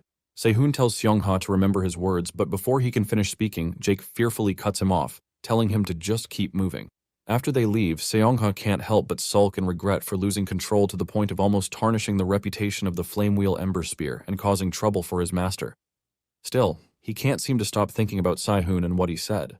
Meanwhile, Jake scolds Sehun for picking a fight with the senior and mentions that Sehun would have been toast if he hadn't stepped in to block that punch. Sehun scoffs at him, saying there's no way he could have died even without Jake's help. Just then, Sehun receives a notification that a bond has been established between him and Seongha, prompting him to look forward to extracting it. However, he is unsure of what to expect since the Seongha before his regression was a complete mad dog, whereas the younger Seongha seems too soft. As a result, Sehun suspects that the effects of the Bond Stone may be different from what he remembers. Sehun also plans to find more ways to raise his bond level with Seongha. Putting that aside for now, he decides to focus on Jake, who seems like someone useful to befriend. Sehun then asks about his hand, and Jake cheerfully assures him that his hand is quite tough, which Sehun finds interesting. Jake then asks Sehun what he said about his sister Arya at the arena, and Sehun simply says he called her a stuck-up beach. Jake is shocked when he hears this, as he realizes that must be why Arya was asking him all sorts of questions about Sehun. He then lets Sehun know that Arya has taken a keen interest in him. Sehun is surprised that Arya overheard his comment despite the deafening noise in the martial arts hall. Jake quietly warns him to keep his voice down, explaining that Arya is an A-rank hero with exceptionally sharp hearing. Unfazed, Sehun casually remarks that he welcomes her interest in him, though Jake cannot understand why he would consider that something to be proud of. In reality, Sehun welcomes the attention because of Seongha. Since Seongha is interested in defeating Arya, getting closer to his rival could help secure Seongha's focus on him. Jake then warns Sehun not to take Arya's interest lightly, but he can't seem to find the word to describe how terrifying his sister can be, so Sehun helps him by describing her as petty and insidious. Sehun's description of Arya spooks Jake as he scans the area, fearing that she might be listening to them at that very moment. He then asks why Sehun seems to loathe his sister, but Sehun doesn't respond because he's the only one who knows that the so-called Sword Saint will one day be tempted by the power of the demon gods. Before his regression, Arya suddenly vanished, only to reappear as the demon god of extinguishing light. She abandoned her sword and made the remains of a demon god her sword. Sehun couldn't tell Jake all this, so he simply explained that he dislikes Arya because her face spells trouble. Thinking about Arya ruined his mood, so he abruptly walked away, leaving Jake wondering why his mood had suddenly shifted. The moment Sehun leaves, Jake receives a message from Arya, asking him to keep tabs on his new friend. It is almost as if she knew they had been together the entire time. Frustrated, Jake realizes that Arya is trying to use him as a bridge to establish a connection with Sehun. Before he can even refuse her request, another message arrives, but this time Arya casually reminds him that she is fully aware of Sehun calling her petty and insidious. The subtle warning leaves Jake completely spooked with no room to object. The following morning at the lecture hall, Sehun was feeling sore all over from pushing himself too hard during his clash with Seongha. Suddenly, a dwarf professor barges into the hall riding a tiny recycle bin. The professor introduces himself as Reese Nova, who will be in charge of their major classes for the next 2 weeks and also teach them attribute refining. However, the class doesn't seem excited to see Reese because he's infamously known for being a lunatic. Before starting, Reese announces that he will be distributing the results for last week's major refining assignment and their individual budget for the first semester. He calls them to step forward one by one to receive it, and the last person on the list is Sehun. The moment Sehun is called, everyone begins to wonder how much he will be getting since he has been outstanding so far. However, Reese announces that Sehun's budget has not been released yet. Sehun is puzzled to hear this, and Reese explains that it was withheld because the completion level of his submission was too high. Apparently, the faculty unanimously agreed to enter Sehun's last submission into the upcoming second-year public auction happening in a few days. Reese further explains that Sehun's budget will be determined by the winning bid at the auction. Sehun immediately suspects that this is another attempt by Michael to sabotage him. However, he decides to go along with it, since Incheol, who is on his side, would have objected if the decision were problematic. Reese then begins his lecture on residual mana and invites Seong-ha, who volunteered to assist him with the demonstration as a temporary assistant. Excited chatter erupts in the hall as soon as Seong-ha walks into the room, but Reese quiets them down to begin the theory before moving on to the practical aspect. He then begins to explain that residual mana in the creation of armaments is divided into 2 types, the basic charging type and the independent type, which generate their own mana or absorb it from the atmosphere. They both have their own pros and cons, but the independent type has a much greater difficulty because the method of constructing a mana core differs depending on various things such as materials, techniques, and the creator's mana. Reese announces that they'll be starting with the charging type first and calls on Seong-ha to begin the demonstration. Seong-ha then activates his fire attribute mana, which Reese explains is difficult to utilize as residual mana because it is highly volatile. However, suppressing its volatile nature shows excellent retention, which is exactly the technique Seong-ha uses to display 3 mana flame wheel, Ember Spear. Even Hans is amazed that Seong-ha can precisely control fire attribute mana to that extent. After the demonstration, Reese tells the class to submit their assignments by next Thursday. He then displays the theme there to follow, which is fire attribute mana, charging residual mana, and flame wheel. They are told to make whatever they want, but maintain the 3 themes. Afterwards, Reese orders everyone to change their clothes and move to the refining room. As soon as the class ends, the students rush to the stage to seize the opportunity to talk to Seong-ha with Hans at the center. However, Seong-ha bluntly tells them to get lost, making them feel like absolute trash. Sehun is the only one who completely ignores him, prompting Seong-ha to call out to him and ask what he knows about him. Sehun reveals that he knows that the proficiency of the flame wheel Ember Spears is determined by the number of flame wheels. Currently, Lee Wonryong, the current leader of the Flame Flower Gate and an A-rank hero, has reached 8 flame wheels. Seeing that Seong-ha could effortlessly maintain 3 wheels, Sehun guesses he must be able to maintain 6. Now Seong-ha is interested in what Sehun has to say, so he chases after him and Sehun reveals that Seong-ha actually reached the 7th wheel. From Seong-ha's reaction, it is clear that Sehun was right, and Sehun then goes further to reveal that Seong-ha can no longer maintain 7 flame wheels anymore.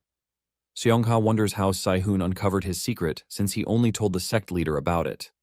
Sehun explains that thanks to his talent for handling fire, he was able to tell that something was wrong with Seong-ha's flame wheels. He noticed that Seong-ha couldn't handle his remaining power properly, and it was as if he was letting his flames run erratically. Seong-ha then asks if Sehun knows why it happened, and to his surprise, Sehun reveals that he has an idea why. However, he refuses to tell him, leaving Seong-ha disappointed. Determined to do anything to solve his predicament, Seong-ha tells Sehun to state his demand. Sehun makes 2 demands, and the first one is that Seong-ha must pay a fair price for his advice and help, while the second is that he must consult Sehun if any difficult decision arises. After stating his demands, Sehun tells him to decide before they reach the refining room. Without hesitation, Seong-ha accepts the offer, but on the condition that Sehun shows him proof. Later at the smithing workshop, the students begin to gossip about Sehun for crafting without even drawing a blueprint. To make matters worse, Sehun throws a fire attribute ore in a 7-to-3 ratio into the forge. Someone warns him that recklessly throwing them all in at the same time will cause the attribute mana to dissipate. However, Sehun ignores their doubts and keeps applying heat until the attribute mana begins to leak out. He then puts on gloves and shoves his hand close to the flames to simultaneously control the flame and mana to make it retain the attribute mana. This technique is called thermal substitution, and Reese is surprised that Sehun is already skilled enough to do this, making him realize there was a good reason why Incheol accepted the public auction submission. However, Sehun had other plans for using thermal substitution, and this was to show Seong-ha the proof he wanted. To others, it was a simple technique, but Sehun is certain that the scenery is different for Seongha.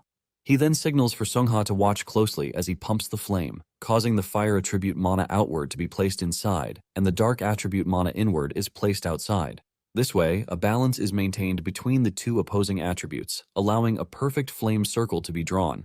Without any explanation whatsoever, Seongha figures out what Sehun was trying to show him as the cause and solution of his slump. For so long, Seongha had been suppressing his dark mana attribute, which was forbidden because it was considered an obstacle to the Flame Wheel Ember Spear. Soon afterwards, Seongha tried it according to Sehun's demonstration, but unfortunately, he dropped to the 5th wheel. He managed to complete 5 of the black flame wheels, but he didn't have the strength for the 6th one. Despite that, Sehun is impressed because 5 black flame wheels are actually stronger than 7 normal flame wheels. However, Seongha is still worried because the Flame Flower Gate periodically sends instructors to check the skills of the successors who are out in the world, and a successor who falls below 6 wheels will be stripped of their position as heir. Sehun tells Seongha to just keep practicing it like he did today, but Seongha reveals that he can't because his dark mana attribute can no longer be controlled. To make matters worse, an instructor from the sect was coming in tomorrow to oversee Seongha's assessment. Sehun is frustrated to hear this because Seongha will be automatically expelled if he loses his successor position.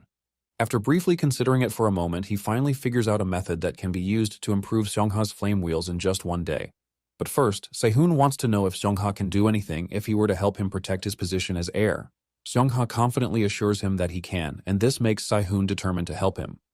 To do this, he extracts Seongha's red resonant black bondstone, which is a high-grade stone of the best quality.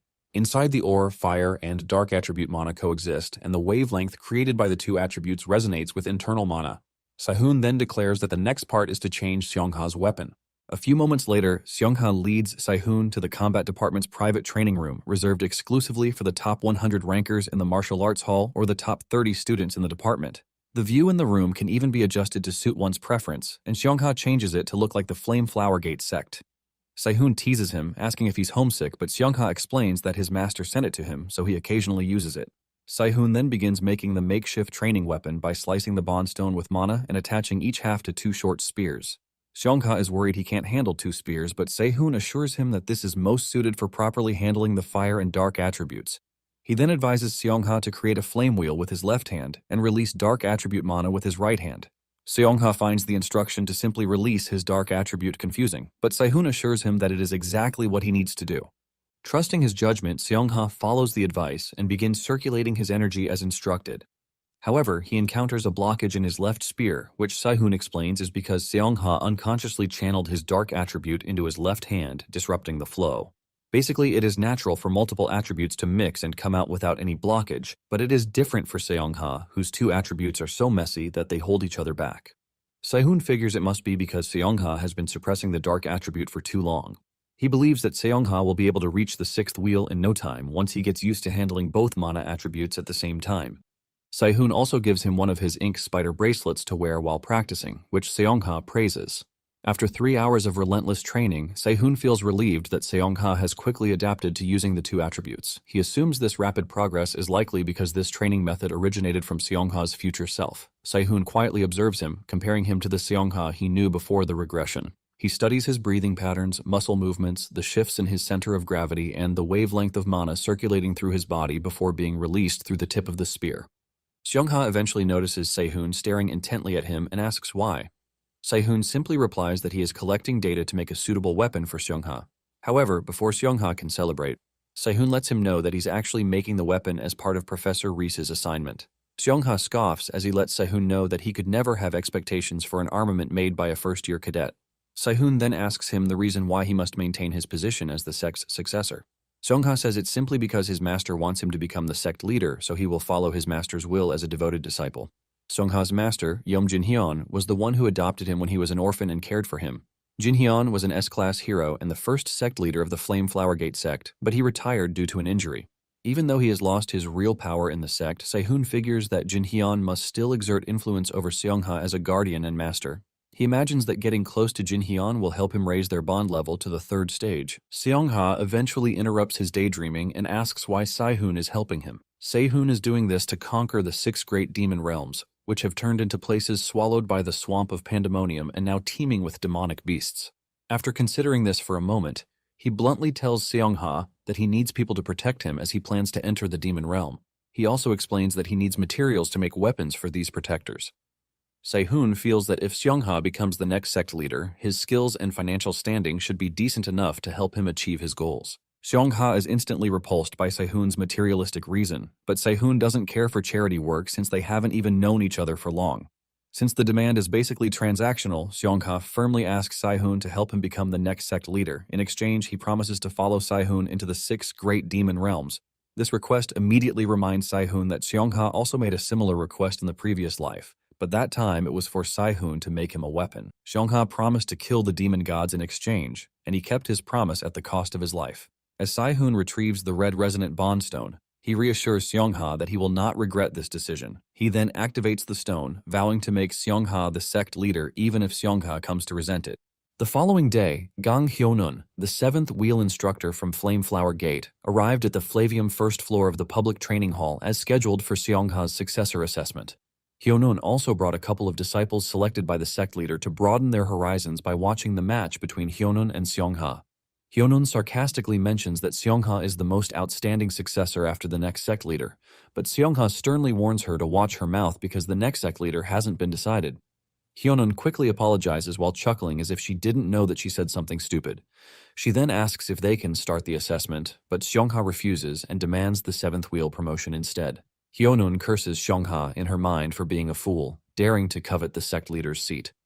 But Hyunun isn't worried about his request because Wonryong, the current leader, already gave her the go-ahead to deal with Seong-ha if he challenges the 7th wheel. First, Hyunun tries to talk him out of the challenge and even uses his sick adoptive father as an excuse, but Seong-ha tells her to stop babbling and get down to business. He then uses reverse psychology to taunt Hyunun for being afraid to lose her position as instructor if she loses the duel to him. Infuriated by the disrespect, Hyunun immediately orders her subordinates to bring her spear. She then announces that the 7th wheel promotion will be a domain sparring match, which is a simple contest of strength where the person with the strongest flame wheel wins. Also, the condition for Seong-ha to be promoted is that either he wins or the match ends in a draw between them.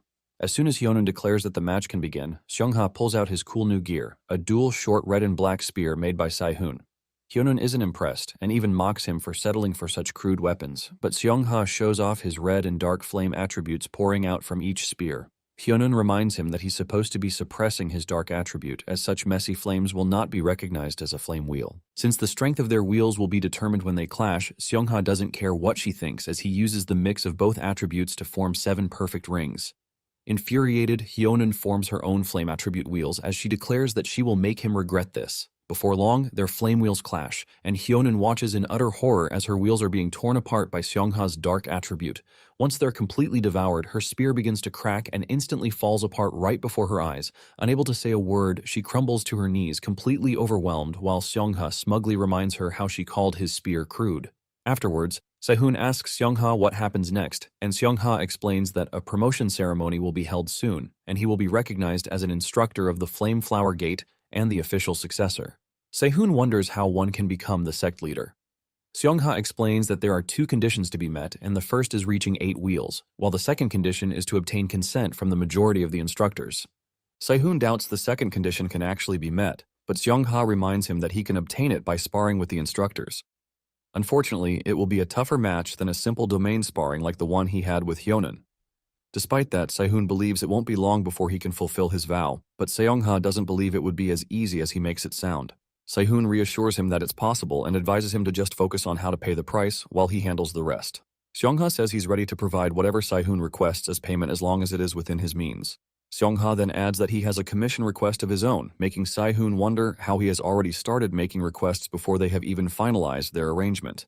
Seong-ha wants to commission Se-hoon to make him his own personalized spear since the dual resonant spear is to be submitted as an assignment to Reese. Since Se-hoon made something as incredible as the dual short spear in just a few hours, Seong-ha can't even begin to imagine what kind of spear to expect from him. As they head out of the public training center, he nudges Se-hoon, telling him to craft him a suitable weapon. As the duo teases each other about it, their bond level increases to level 2, and as the level increases, their relationship will become more established.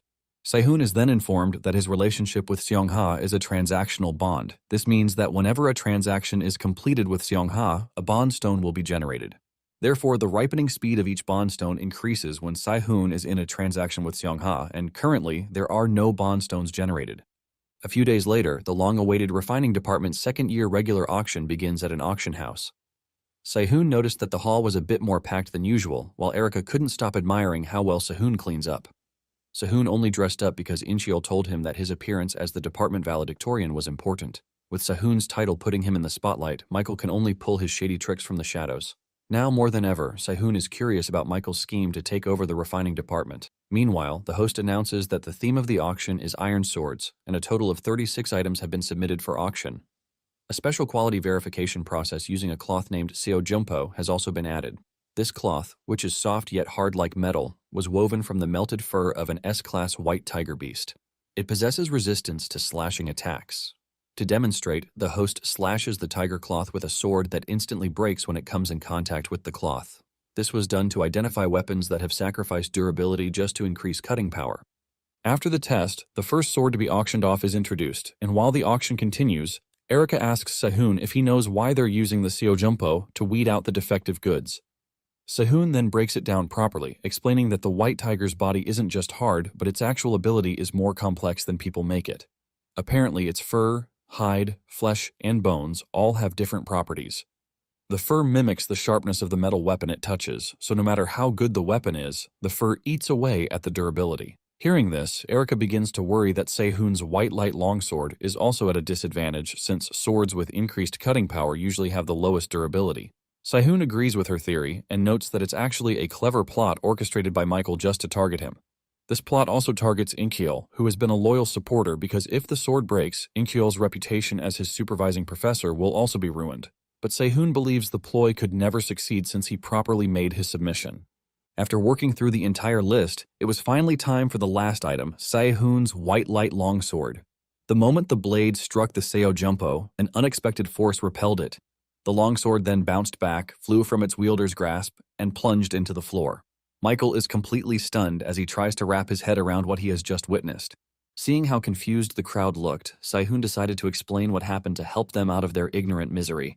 He struts up to the stage like he owns the place and explains that a normal sword focused on sharpness would normally break against the seojumpo, but the white light sword is different. It gathers mana scattered in the atmosphere and condenses it on the blade like a very thin edge. The crowd erupts again when they hear this because they couldn't feel any mana coming from the sword. But Sai-hoon reveals that they can't feel anything because the mana density isn't high enough to be called sword chi. However, since the mana is too sharp to be mere light, it is expressed as sharpness aura. Erica wonders if what happened on stage earlier was due to this sharpness aura. Sai-hoon confirms it is, and further explains that what happened earlier was the result of resonance between two identical sharpness. Since one can't cancel out the other, they resonate and bounce back. He then pulls out Erica's bond ore, which he plans to use to show them something more interesting on the white light longsword. Sai-hoon then activates the stone and imprints it on the blade of the longsword, causing the irregularly fluctuating mana to be adjusted. Afterwards, he uses the seojumpo as a whetstone to sharpen the edge, causing the white light longsword to rise to rare grade. Sai-hoon is satisfied with this improved version achieved with a special whetstone. He then announces to the audience that a simple skill that strengthens the sharpness aura has been added, and the rank has been increased to rare grade. Sai-hoon tells the host to reflect this in the starting price, so the host quickly refers to the manual and adjusts the starting price from 1 million to 5 million. Everyone is alerted as soon as they hear that the weapon has been upgraded from high to rare grade. Considering this is uncharted territory, hands soon begin to go up as everyone clamors to grab the white light longsword. Jake and Erica join the auction, and the duo soon start a bidding war with Erica, raising the price by 10 million every time Jake bids. Meanwhile, Sai-hoon is completely stunned that his broken peaches were about to go from a measly 100,000 won to over 300 million. This was his first time seeing how the upper class threw money without a single care in the world. Suddenly, all the way from the exit, a voice echoes through the hall, bidding 600 million for the sword. Jake is shocked to hear this, but he's not about to stop bidding because Arya already warned him to buy Sai-hoon's weapon no matter the cost. Unfortunately, the bidder turns out to be none other than Yuna, the vice dean, and a glare from her tells Jake and Erica that they were about to step into dangerous waters. Knowing they can't go up against Yuna, Erica quietly backs out while Jake dreads how to face his sister. Meanwhile, Michael was starting to regret proposing this auction in the first place, as Sai-hoon's success had turned out to be a huge slap on his face. The real winner, In-cheol, heaves a sigh of relief when the white light longsword finally sells for 600 million won. After the auction, Sehun receives the full amount from Yuna and asks how she plans to make use of the sword. Yuna tells him that she will test it out at a danger zone when she has time, since it's such a waste to simply use the longsword just for training. Sehun tells her that he also wants to see his masterpiece in action and suggests testing it out in Yunwal Mountain. Yunha recalls that this is the same place chosen for the first year's subjugation practice. Sehun suggests visiting the mountain in advance before the subjugation practice, but Yunha feels that this place is beneath her status. However, as soon as Sehun promises to make her an armament in exchange, Yunha instantly begins to schedule the trip for next week. Sehun agrees to her schedule, but what Yuna doesn't know is that he's using testing the sword as an excuse. The main reason Sehun is going to Yunwal Mountain is because of a summit climber named Jürgen Kruger, the chairman of UD Group, which is the #1 global corporation. Jürgen is also known as the strongest necromancer, and the artifact he lost after being attacked by a demon of pandemonium is hidden in Yunwal Mountain. Elsewhere, Jake is getting reprimanded by Arya for failing to win the bid on Sehun's sword. Jake quickly apologizes, but surprisingly Arya doesn't hold it against him. Since Jake still takes a class with Sehun, she tells him to find a chance during the joint class to ask Sehun for an armament. Arya promises to help Jake speak to their father about his succession ceremony if he resolves the situation to please her. She then sternly reminds Jake that without her, he would be disqualified from the succession because he's about to lose his spot as the department's valedictorian. Jake is terrified because he was already anticipating all this in the first place, so before Arya can finish rubbing salt on his wound, he quickly accepts her offer. Jake then firmly promises to use whatever method possible to get a sword from Sehun. Instead of letting him go, Arya chuckles wickedly, asking why Jake interrupted her while she was still talking. Jake hurriedly apologizes while Arya glares at him, bluntly ordering him to bring her one of Sehun's swords by any means necessary. Sehun seemed to be getting on her nerves, and she couldn't stop thinking about how he talked trash about her at the martial arts hall. A few days later, Sehun submitted the dual short spears to Rhys as his assignment entry. The Crimson one was a high-grade spear that stores fire attribute mana and increases the efficiency of the flame wheel. The Black spear was also high-grade, which can store dark attribute mana and increases the stability of the flame wheel. After carefully studying the spears, Rhys admits that their craftsmanship is impressive. But what surprised him more was the flame wheel and auxiliary formulas embedded inside the spears, which can warn its user by repelling the attribute mana if an issue arises. Rhys declares that Sehun's spears can be considered both a training tool and a textbook for others to learn. He then gives Sehun a perfect score and exempts him from attendance. The other students aren't so happy that they have to be in the same class with a genius monster like that. After thanking Rhys, Sehun excuses himself since he gets a free pass to skip classes. Rhys tells him to take his spears with him, or inform him if he plans to sell them. Afterwards, Sehun checks his next schedule, which turns out to be Guangsu's body control class. Upon entering the training room, Sehun runs into Jake warming up. Jake wonders if Sehun also has a class with Guangsu right now, and Sehun explains that he just came in early to practice. Since the room was occupied, he decided to leave, but Jake stopped him to awkwardly ask for a favor. Knowing what he's about to ask for, Sehun blatantly refuses before Jake can say anything. Jake tries to make Sehun hear him out, but Sehun reveals that he already knows it has something to do with him making a weapon for Arya. He then repeats himself, clearly letting Jake know that he has no intention whatsoever of making a sword for his sister. It wasn't that he didn't want to make a sword for Arya, but just like the others, Sehun doesn't want her to lose interest in him. He knows that with his current skills, Arya would most definitely be disappointed with anything he crafts. However, Jake has no intention of giving up, so he pulls out a hero-grade hammer from his bag called the Hammer of Black Flames. This hammer is perfect for attribute training and was crafted by refining dragonite. Each side of it is coated with fire and dark attribute mana, amplifying the power of both attributes. After checking out the hammer, Sehun admits that it isn't bad at all, but has plenty of room for improvement. Jake then proposes a duel between them and uses the hammer as a wager. But if Sehun loses, he has to make a weapon for Arya. Sehun accepts without hesitation, but adds a condition that Jake must never mention his sister for a month if he loses the match. Jake agrees to his terms, and as they prepare to fight, he decides to go all out from the start to prevent any unexpected counterattack from Sehun like the last time. Just by clenching his fists, Jake compressed a ton of mana, making Sehun realize he must have been confident in his skills when he jumped in to stop that punch from Seongha last time. Sehun then deactivates Erika's social link stone and activates Yuna's gluttony iron. However, through the effect of the social link stone, his body's mana was already adjusted to its optimal state. Jake is surprised to see that Sehun's weapon of choice is a dual short spear, and he seems to be quite used to it from how he handles the spears. Jake can't help but wonder if Sehun can handle multiple weapons because he's a blacksmith. Nonetheless, he's confident that Sehun cannot beat him with a weapon he's only familiar with. Refusing to be a pushover, Jake boldly charges toward Sehun, confident that victory is his for the taking this time. But to his shock, Sehun effortlessly repels him with the Flame Wheel Ember Spear technique, leaving Jake rethinking his life decisions. Before regressing to the past, Sehun and Seongha exchanged many stories, and at first, Sehun did it just to raise his bond level. But after Seongha finally opened up to him, the duo shared techniques, and Seongha taught him the Flame Wheel Ember. Sehun couldn't get the hang of it back then, so he had to put up with Seongha's constant criticism. But thanks to that knowledge, he can now manage to perform a crude imitation of it. As Jake and Sehun continue to clash with each other, Jake notes that he has been going in circles since he lost his flow at the beginning of the fight. However, he takes comfort in the fact that Sehun's physical abilities come from a skill, so Jake plans to wait for the effect of Sehun's skills to wear off before he can turn things around. Unfortunately, Sehun soon notices that Jake is trying to stall for time, but he's still impressed with his talent to find a way out. But Sehun isn't about to just wait, so he activates the explosive ring to draw out dark attribute mana from the Ink Spider bracelet. The bracelet had collected the dark mana when Sehun gave his bracelet to Seongha during training, but Sehun didn't think he'd have to use it. Meanwhile, Jake is puzzled when he sees the dark attribute mana because he definitely heard that Sehun uses fire attribute mana. As he watches Sehun's flames surge, Jake realizes that Sehun is attempting something truly insane, so he resolves to go all out as well. He effortlessly compresses mana into his palm, after which he uses the Myers-style Formless Sword to unleash a strike known as the Blue Axis Light Thread with his bare hands.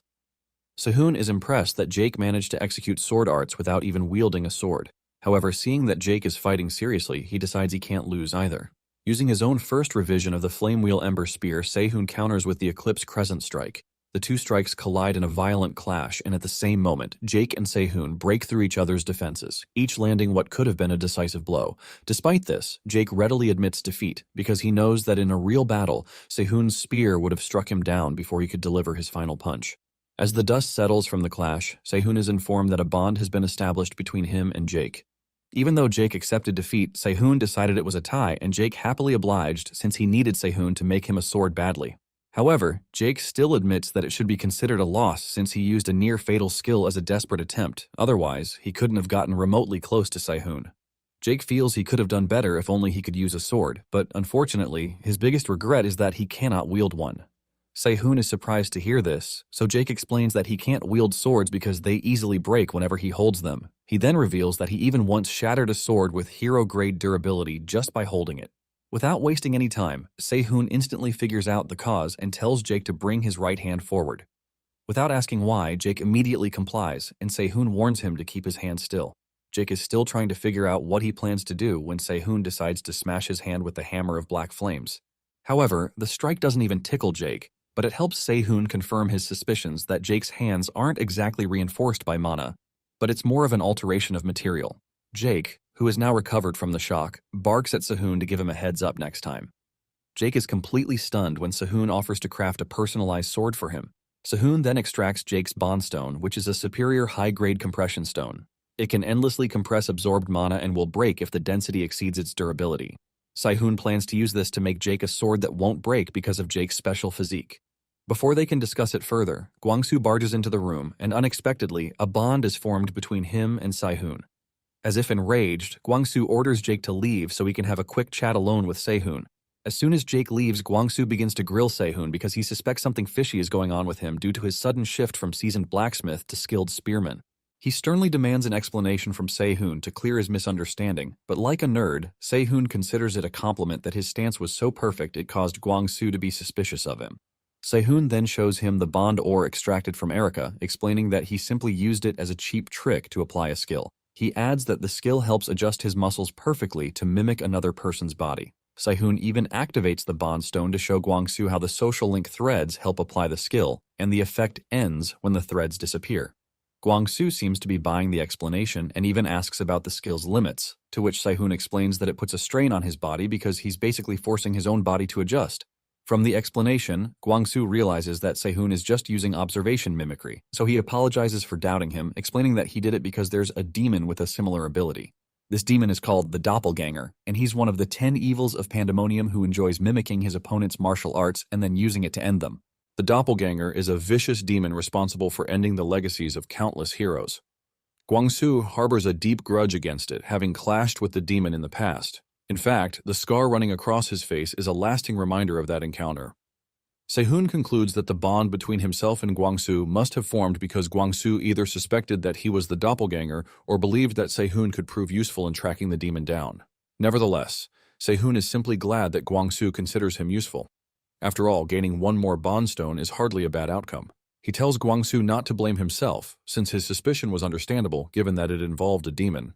Relieved that Sehun is not holding a grudge, Guangsu lets out a laugh and begins rambling in an attempt to ease the awkward atmosphere, leaving Sehun thoroughly confused. Now that he has some idea about Sehun's skills, Guangsu decides it was time to change up his training methods for Sehun. He then promises to notify Sehun once the new method has been finalized, and after acknowledging this, Sehun takes his leave. As he watches Sehun depart, Guangsu reflects on his remarkable skills, convinced that he could easily become the combat department's valedictorian. What surprises him most is that Sehun has come this far without the support of a powerful family. To Guangsu, Sehun was becoming increasingly intriguing, and he found himself looking forward to learning more about him. Shortly after, Sehun receives a call from Seongha, who is eager to know what he wants as payment for their deal. Sehun reminds him that it's only been a day, and he's in no rush to choose the payment method yet, but Seongha feels uneasy because he doesn't like owing favors. Sehun then asks Seongha if he knows a Babel mage named Louise Valant, but Seongha says he has never heard the name before. Sehun instructs Seongha to secretly investigate everything about her, including her current whereabouts. However, he doubts that Seongha has the necessary connections, considering that he is currently broke and holds little influence within the Flame Flower Gate. Seongha tells Sehun not to underestimate him, insisting that he has other channels he can rely on. After the call, Sehun's thoughts drift to the explosive dog, Louise, as he finds himself wondering what she is doing at that very moment. Unlike Seongha, who was popular before the regression, Louise wasn't well known back then, but the major problem right now is that she's a ticking time bomb. But Sehun believes he can get to her in time since she only turned into the notorious explosive dog after a terrible injury. Before he can even finish thinking about her, Seongha calls back with news that he has found Louise, leaving Sehun stunned at the speed at which he got the information. Seongha then reveals that Louise was a talented second-year salutatorian of the Elemental Department. But 6 months ago, during a spar in the martial arts hall, her wand exploded in her face. The accident permanently damaged her mana circuit, and now she's currently on a leave of absence, receiving treatment.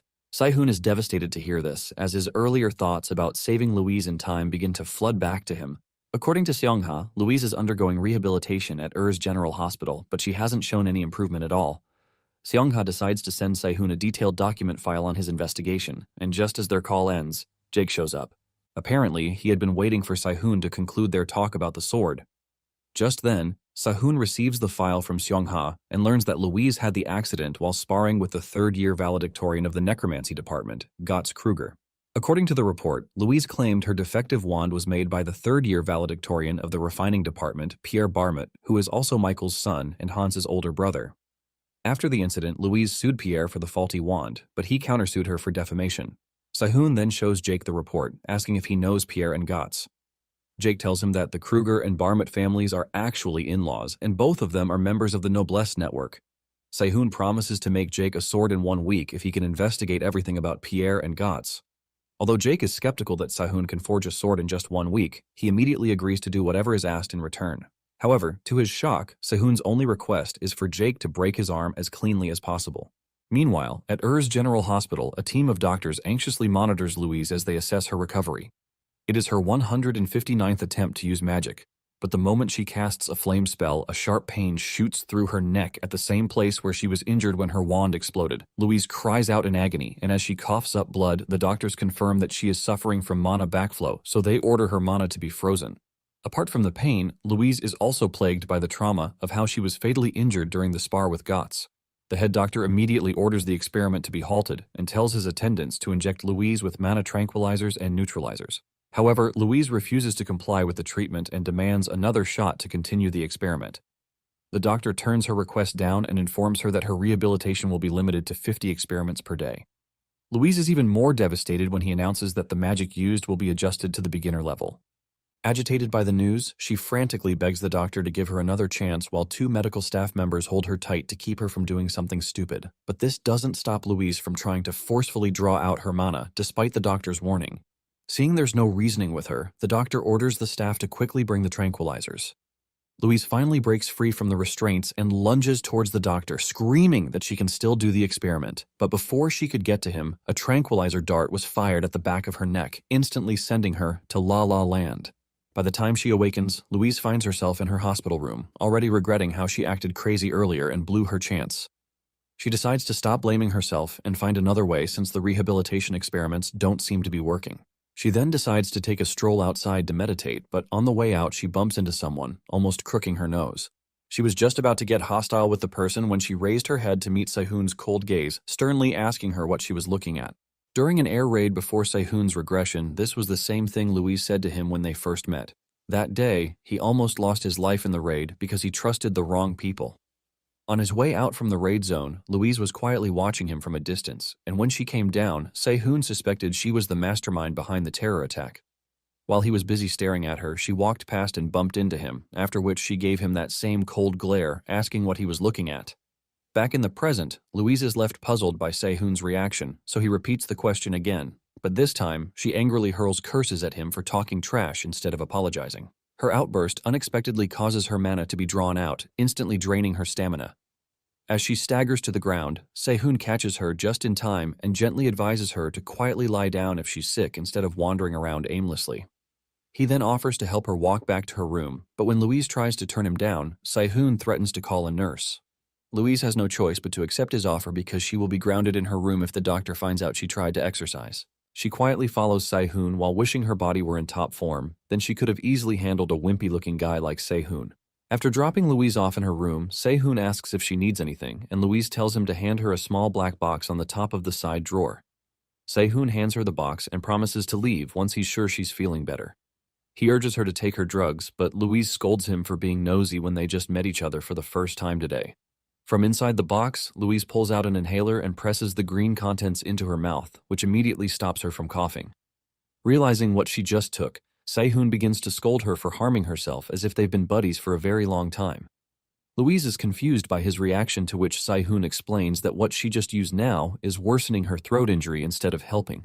Louise is shocked by this revelation as she stares at the inhaler in her hand, confused. Louise finds this revelation hard to believe, but Sehun assures her firmly that he's not kidding. Just then, Sehun's name is called on the intercom, instructing him to come to the nurse's station immediately. As he turns to leave, Louise asks if he is really Sehun.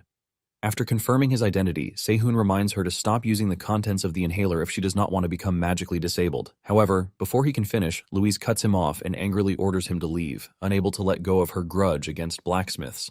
After driving him away, she curls up on her bed, cursing blacksmiths under her breath. After all, it was a blacksmith who had given her the faulty wand that ruined her life. Meanwhile, Sehun is surprised when the system informs him that he has established a bond with Louise. At the nurse's station, Sehun is told that his broken arm should heal in a week since there's no damage to his muscles or mana circuit. Sehun wants to know when he'll be discharged, so the doctor tells him to rest for another week just to be safe.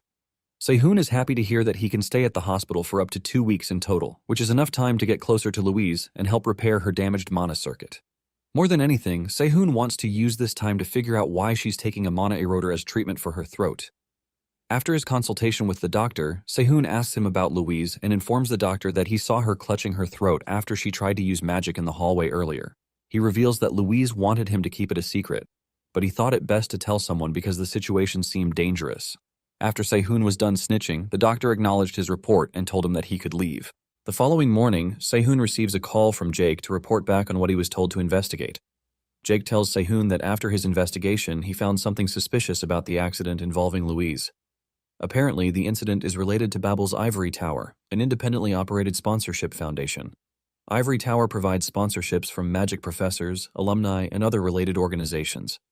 The foundation's influence on magic cadets is absolute since they operate separately from Babel. The Ivory Tower selects scholarship students each year from the magic cadets, and Gotts Kruger was aiming for the second-year scholarship, but his strongest competition was none other than Louise. Jake reveals that right before the scholarship sparring match, the Barmut family sponsored Louise's weapon, but it exploded, and in the end, Gotts automatically received the Ivory Tower's scholarship. Jake found all this suspicious because the Barmut and Kruger families are not just related by marriage, but they have a deep cooperative relationship, so it seems Gotts and Pierre joined forces to take out Louise, but Sehun is still curious about how the inhaler fits into the whole conspiracy. Jake then goes on to report that Louise's professor from the element department, Charles, went above and beyond to help her out, and he's still sponsoring her treatment right now. However, Sehun already figured that something was suspicious about this so-called good mentor. He then thanks Jake for the information, but before he can hang up, Jake begs him to reach out to Una, Seongha, and Erica because they might swallow him whole soon. Apparently, after learning that Sehun was sent to the hospital because of Jake, the trio have been breathing down his neck, blaming him for hurting their person. Sehun agrees to help him mediate, and after the call, he immediately sends Seongha a message, telling him to leave Jake alone. Next, he tries to talk to Erica, but realizes that he doesn't even have her number, but he can't figure out why she would be so concerned about him. Deciding to talk to her later, Sehun heads to Louise's room to check on her, but the moment she realizes he's the one outside her door, Louise forcibly pulls him into the room. She pins him to a wall and begins to curse and scold him for snitching on her. Because of Sehun's report yesterday, she was scolded by her doctor, and her rehabilitation experiment was completely cancelled. The doctor grounded her in her room for 2 whole weeks, and even after that, she would have to restart the rehabilitation experiment at level 1. Louise continues to scold Sehun for ruining all the hard work she put in for the past 6 months, thanks to his meddling. Sehun ignores her rant to simply ask about the inhaler, to which Louise assures him that she didn't use it after his warning yesterday. Sehun is relieved to hear this and declares that he would help her fix her mana burns. Louise stops ranting the moment she hears this, but she laughs off his claim because she feels he probably doesn't even know what mana burns are. Sehun explains that mana burn is an incurable disease that even top summit climbers can't do anything about. However, this is only true for those who aren't living a second life like Sehun. Seeing that Sehun seems to know what he's talking about, Louise decides to give him a chance to talk. Sehun immediately pulls out the inhaler from Louise's drawer and demands to know who she got it from. Louise replies that Professor Charles gave her the inhaler. Sehun tells Louise that the inhaler contains a substance known as a mana eroder. To explain its effects more clearly, he decides to demonstrate by inhaling its contents himself. He then activates the Divine Spirit Link magic skill, allowing Louise to observe in real time how the mana eroder works. Sehun explains that it is similar to an electrical circuit, which, under normal circumstances, operates at 110 volts. However, after using the inhaler, the mana circuit around the neck is forced to operate at over 220 volts. As time passes, the mismatch between the two different currents creates a conflict that eventually results in overload, damaging the mana pathways and making it impossible for the user to manipulate mana at all. The revelation that she may never be able to use mana shocks Louise as she grabs her neck, thinking about how Charles told her that the inhaler would be effective for her recovery. She even thanked him because he encouraged her to overcome her injury and urged her to never give up, no matter what pain comes her way. But now, Sehun was telling her that the person she trusted the most was trying to harm her. Enraged, Louise trembles as it begins to dawn on her that Charles was just playing with her, so she angrily vows to make him pay no matter what. Satisfied with the determined look in Louise's eyes, Sehun lets her know that he can't really fix her damaged circuits because he's just a blacksmith. However, he can calibrate her mana usage to help her use magic again. Louise doesn't mind as long as she can use magic, so she asks what Sehun wants in return. Sehun bluntly asks her to help him explore the 6 great demon realms in the future in exchange for his services. He then tells her to choose either to trust him and change her future or just remain the same and give up. Louise immediately accepts his proposal, and her attitude towards him instantly changes. The duo jokingly tease each other as they shake on it like Louise wasn't trying to kill Sehun only a few moments earlier. Afterwards, Sehun gives Louise a bag of cherries as her training tools for the day. Louise is confused and doesn't see how eating cherries is supposed to fix her problem. Ignoring her curiosity, Sehun decides to go over her condition before they begin. Sehun then asks Louise if she knows the type of mana that causes pain when it flows through damaged circuits like the ones in her neck. Louise replies that it must be refined mana, and Sehun lets her know that she's correct. He then explains that it's the reason she can't feel pain in the rest of her body even though mana is circulating. According to Sehun, the ambient mana flowing naturally through Louise's body isn't an issue. However, whenever she uses magic, she has to circulate refined mana throughout her body, and this type of mana causes pain when it passes through any damaged circuit, like the one localized in her neck area. Therefore, the only way Louise can use mana in her current state is to refine the unrefined mana directly with her tongue before it hits her throat. Just as she is about to object, Sehun reassures her that, while such a feat would be impossible for most people, she is the one exception. Louise is deeply moved by his confidence in her abilities, but what she does not realize is that Sehun's faith is based on his memories from before his regression. In his previous life, Louise earned the title of the Explosive Dog by mastering this very method. Encouraged by his words, Louise agrees to follow his instructions, and Sehun explains that the cherries are meant to train the mana circuits inside her mouth. He demonstrates the basic technique and tells her that she must delicately manipulate the mana circuits in her tongue. However, the longer Louise listens, the more her determination begins to waver because Sehun's explanation is starting to sound like the ramblings of a lunatic. After all, it is not every day that someone watches a grown man perform increasingly questionable demonstrations with a cherry. Afterwards, they moved on to the next step, which was making Louise shout a lot of profanity. Sehun claimed it was to train her to shout with all her might while infusing mana and emotion. Next, he trained her using tongue twisters to simultaneously pronounce two difficult sentences, after which she had to do it with a chopstick in between her lips. After a week of relentless tongue training, Louise was able to manipulate the cherry stem using her tongue. Louise brags about her talent when Sehun commends her for achieving it in just a week. Sehun figures she picked it up that fast, probably because she was the one who created the training method before his regression. Suddenly, Louise grabs her hair in frustration, complaining that all she has managed to do is improve her vocalization, which she believes has nothing to do with mana. Feeling guilty for taking it out on Sehun, she apologizes for her sudden outburst and tells him to move on to the next thing. For the next training, Sehun says it's going to be about refining the mana used for incantation magic. At first, Louise is excited that they're moving to something useful, but her excitement doesn't last, knowing that incantation magic can be very hard. Sehun tells her to watch closely while he demonstrates once. According to Sehun, incantation magic requires two important factors. The first one is the minimum amount of mana to serve as the core of the formula, and the second is a strong will to manifest it as magic. This means that a mental image is crucial because the clearer the form of the magic in one's mind, the stronger the incantation becomes. To demonstrate, Sehun visualizes a sphere, which materializes instantly in front of him. He then reshapes it into a form better suited for projection before imagining elemental properties being infused into it. Next, he accelerates it to increase both its speed and power as it shoots out through the window, shattering the glass. Before it can travel further, Sehun disperses it in midair through sheer force of will. After the demonstration, he apologizes to Louise, explaining that he became too focused and broke the window without realizing it.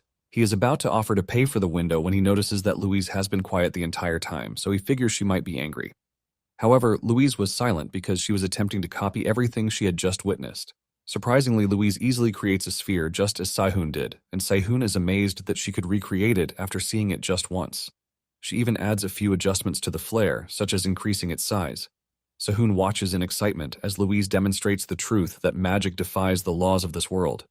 In this case, both Sehun and Louise have bent the rules of magic itself, all from a single word shaped by a strong mental image. After testing out her new skills, Louise is over the moon when she realizes her neck doesn't hurt from using incantation magic. Seeing how emotional she looks, Sehun lets her know she can cry if she wants to, but Louise refuses to shed a tear until she gets back at the trio who harmed her. Sehun then announces that it is time to move on to the next step.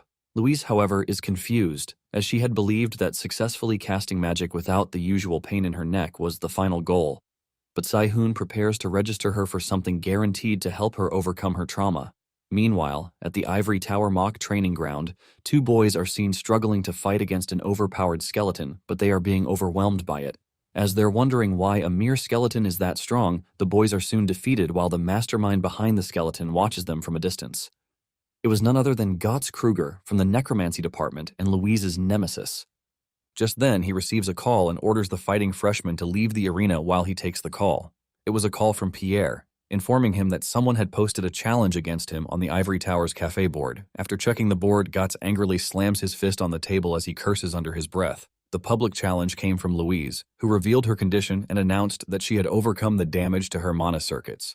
She also declared that she could use magic once again, and before returning to school, wanted to settle her score by challenging Gotts to a duel. Louise's post quickly spread throughout the student body, making it nearly impossible for Gotts to ignore the challenge. However, what no one realized was that the true mastermind behind it was Sehun, and he had arranged for the duel to take place 1 week later in the martial arts hall. To ensure that Gotts could not back out, Sehun cleverly used reverse psychology by ending the post with a taunt, telling Gotts to respond if he was too afraid to accept the challenge. This final remark infuriates Gotts so much that he smashes his phone to pieces in a fit of anger while cursing Louise for daring to mock him. Determined to put her in her place, Gotts swore to beat her to death, no matter how she managed to recover or make sure she's crippled for life. Back at the hospital, Louise is still scolding Sehun for posting the challenge, while Sehun can't understand why she's reacting so strongly when it's just a simple duel and not a death match. Louise explains that she's not ready to take her revenge because her incantation magic is barely at the beginner level. She was even starting to think Sehun might be a spy sent by Pierre to drag her into the abyss. Sehun tells her to chill and reassures her that he didn't just post the challenge on a whim. According to Sehun, he did it to help her overcome her trauma because a strong mental will is important for incantation magic. Since it's an instinctive magic, Louise's mental state greatly influences her results, and because of the incident with Gats, she's too afraid to use magic, which in turn limits her power. Sehun lets her know that the duel is absolutely necessary to overcome that trauma, so he tells her to trust him, even though it seems difficult. However, Louise is afraid that she might lose and just make her trauma worse than it already was. To encourage her, Sehun pats Louise on the shoulder, reassuring her that there's no way she'd lose to a talentless fraud like Gats. Louise is touched to hear these words as Sehun begins to extract Louise's bondstone. He then informs her that he has prepared a special material to make her armament. Sehun plans to use her Dying Water Bondstone, a supreme high-grade ore that enhances and specializes the properties of any mana infused into it. Louise lets out a sigh of relief and decides to place her complete trust in Sehun. With her doubts finally set aside, she asks him what their next training session will require, but he lets her know that it's just an examination. After wearing a glove and using his teeth to adjust it, Sehun announces that he will be giving her an oral examination. Louise is puzzled by the sudden request, but before she can react, Sehun goes on to do what he wants to do while she hurls curses at him as usual. Meanwhile, back at school, students begin speculating about what really happened to Louise. Many find it suspicious that a sponsored weapon would suddenly explode just before the special scholarship selection exam.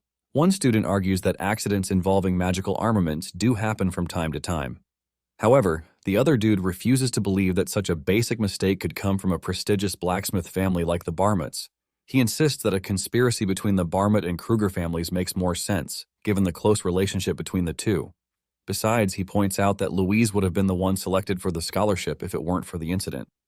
Meanwhile, in a nearby building, Gats listens to the rumors circulating below while being harshly chewed out over the phone by his older brother for creating such a mess. Gats apologizes, but his brother warns him to resolve the situation on his own, explaining that the family's intervention would only make matters worse. Gats wishes his father could step in, knowing it would settle everything instantly. Unfortunately, that is not an option at the moment, and his older brothers are probably delighted, as eliminating one more rival would allow them to claim a larger share of the UD group's inheritance. A few moments later, his so-called best friend, Pierre, arrives, and Gats initially teases him sarcastically, but his expression quickly hardens as he angrily demands to know why Pierre came to see him instead of lying low. The two had agreed not to be seen together to avoid drawing further suspicion to what they had done to Louise 6 months earlier. Gats is infuriated when Pierre doesn't respond, so he walks up to him angrily, cursing and demanding that Pierre say something. Gats blames him for changing their plan at the last minute, which was initially to get Louise expelled and thrown into prison. He demands to know if changing the plan at the last minute was ordered by Professor Charles. Feeling guilty, Pierre apologizes for making the situation worse. However, Gats cuts him off, telling him to forget the apology and focus on finding a solution. Otherwise, the two of them could be pushed out of the line of succession together. Pierre tells Gats not to worry and reassures him that he already has a plan to deal with Louise once and for all. A few days later, Sehun is seen checking out Louise's bondstone because it was different from the one from before his regression. Louise's former bond used to adapt materials, but in this life it is now adapting itself to the materials. It was as if it had become much more flexible and cooperative, but Sehun feels this might have been its original state before it transformed into the one he used to know. However, with this material, he admits that he can make something better. Just then, Louise arrives to check on him because she heard he took off his cast, but she finds him staring at the bond ore. Louise then asks if that is the material he prepared for her armament. Sehun explains that it is just the submaterial needed and it just arrived so they can go ahead and make the armament. He then directs her to sit and infuse the stone with mana until it stops changing color. While Louise is infusing the stone with mana, Sehun decides to focus on crafting the main material. He is relieved that things are different with Louise in this life because before regressing, he focused on correcting what was already corrupted. But this time her condition is better and her bond material is supportive, so he plans to make an armament that can draw out more power. First, he infuses mana into the projection alloy, then spreads it out into a thin square and simultaneously distributes and engraves the mana circuits evenly. Watching Sehun distribute the circuits, Louise is amazed that he can actually perceive such complex circuits. Once she's done infusing mana into the bondstone, Sehun tells her to carefully place it on top of the alloy. The moment the stone hits the alloy, it explodes as its contents rapidly run through the circuits, activating several skills that Sehun had engraved on the alloy earlier. The advantage of doing this is that it's much simpler than enchanting, but the disadvantage is that it has a short duration. However, the Dying Water Bondstone, which reflects these infused skills, makes up for the disadvantage. As a beautiful array of colors explodes from the surface of the alloy, Louise notices that Sehun had engraved 73 types of incantations. Afterward, the mana-infused alloy plates begin assembling themselves according to the circuit layout. Before long, the armament, Vargur, is finally complete. It is a high-quality, rare-grade armament in the form of a neck choker, designed to amplify the user's will imbued within their mana. Louise asks if she can try using the armament, but Sehun warns her that she can't fully control it, so she needs to use it with the weakest magic possible. A few minutes later, just as Louise's doctor is passing by, an explosion erupts from her room. Once the dust settles, Louise apologizes for making a mess while Sehun scolds her for not listening to his warning. 1 week later, students flock to the martial arts hall, eager to see whether Louise will honor her public challenge. The venue buzzes with speculation about whether she will appear, while others remain skeptical as rumors that her injuries left her unable to use magic continue to circulate. Meanwhile, Sehun walks through the crowd thinking about Louise. She had told him not to come, insisting that his presence would only make it harder for her to focus. Even so, Sehun intends to encourage her, knowing she is likely feeling nervous before the duel. Suddenly, he hears a strange sound and stops at the end of the hallway, wondering if he's the only one hearing it. Sehun then follows the sound all the way to the 3rd floor where it is getting clearer. He also notices that the sound has a similar resonance to mana erosion, which makes him believe someone is targeting Louise. He continues to follow the sound and finally finds that it's originating from the storage near Louise's waiting room. Using the hammer he got from Jake, Sehun breaks down the door, and upon entering, he instantly recognizes that the sound is coming from inside a box on the other end of the room. As Sehun approaches the box, a familiar voice calls out to him. Even before turning around, he recognizes it as his master from before his regression. The distorted illusion of his master immediately begins mocking him for turning back time with nothing more than a shabby dagger. It even draws out his final memories of the 3 mad dogs dying. The fake master insists that the regression never happened and claims that his current life is nothing more than a dream. Its goal is to corrupt Sehun's mind, tricking him into accepting a false reality and forcing him to believe that he is truly dead. Unfortunately for the illusion, it picked the wrong person to manipulate, as Sehun calmly turns the tables, pointing out that his real master would never waste time delivering a long monologue while trying to kill someone. With that, he knocks the fake master's hand aside and smashes his hammer straight into her face. The impact shatters the illusion and simultaneously destroys the machine that had been emitting the corrupted mana. After he's done, Sehun curses them for daring to impersonate his master without thinking about the consequences. Just because he was able to break through the illusion, Sehun acquired a new skill he never had even before his regression, called Awakening Dream. Sehun decides to check it out later and investigate the machine that created the illusion. But just as he's about to pick it up, the device explodes, leaving a familiar mark on the floor. Sehun immediately recognizes it as the symbol for an organization called Dawn, a fanatical group of mages who worship magic. They are especially dangerous as their ideology and actions are extremely radical. Before his regression, Dawn was the organization that placed a leash on Louise and branded its symbol onto her neck.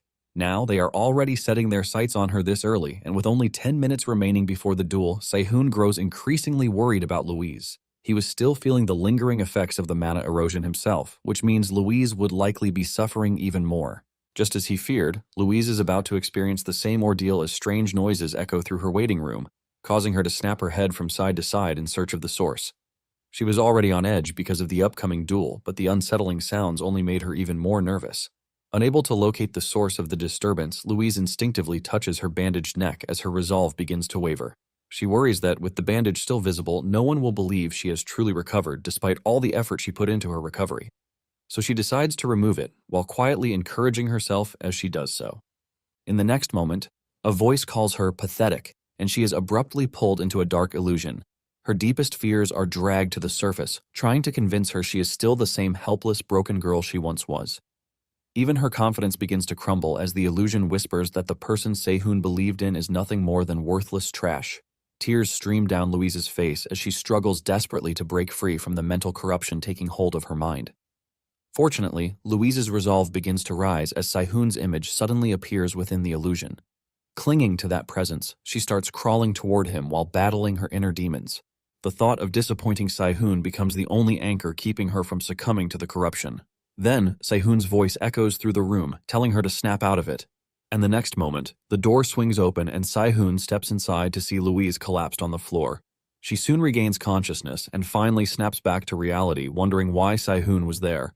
As he crouches beside her, Sehun asks if she heard a ringing sound. Louise is surprised that he heard the same sound as her, and Sehun tells her that her enemies set it up, but he destroyed the source on his way here. He explains that the device triggered her memory by stimulating the mana erosion in her body. Louise figures this must be why she suddenly had a panic attack, but that was already enough to mess with her brain. Looking defeated, she starts blaming her weak self for falling for their tricks again after confidently saying she would get her revenge. Louise's determination to fight had gone with the wind, and right now she was feeling like a pathetic loser. Refusing to let her wallow in self-pity, Sehun decides to use reverse psychology on her. He agrees with her conclusion that it's truly pathetic and lame that she was confidently talking big only a few hours ago, but now she was moping around like a loser. Louise can't believe the words coming out of the person who initially encouraged her to do this. But Sehun doesn't just stop there, as he continues to tug at her nerves as if to provoke some reaction from her. He even advises her to give up and just run away if she can't handle the pressure. He lets her know that none of the audience who came to watch the duel expects her to win since she has already lost once before. Sehun says everyone will curse and bully her at first, but once the dust dies down, they'll quickly forget she even exists. Meanwhile, Louise quietly listens as Sehun mocks her pain and even tells her that she runs using the excuse of trauma. After a few minutes of ruthlessly taunting and mocking her for being a coward, Sehun is about to begin another round when Louise suddenly barks at him to stop. However, Sehun refuses to back down, causing her face to darken as she yells for him to shut his trap.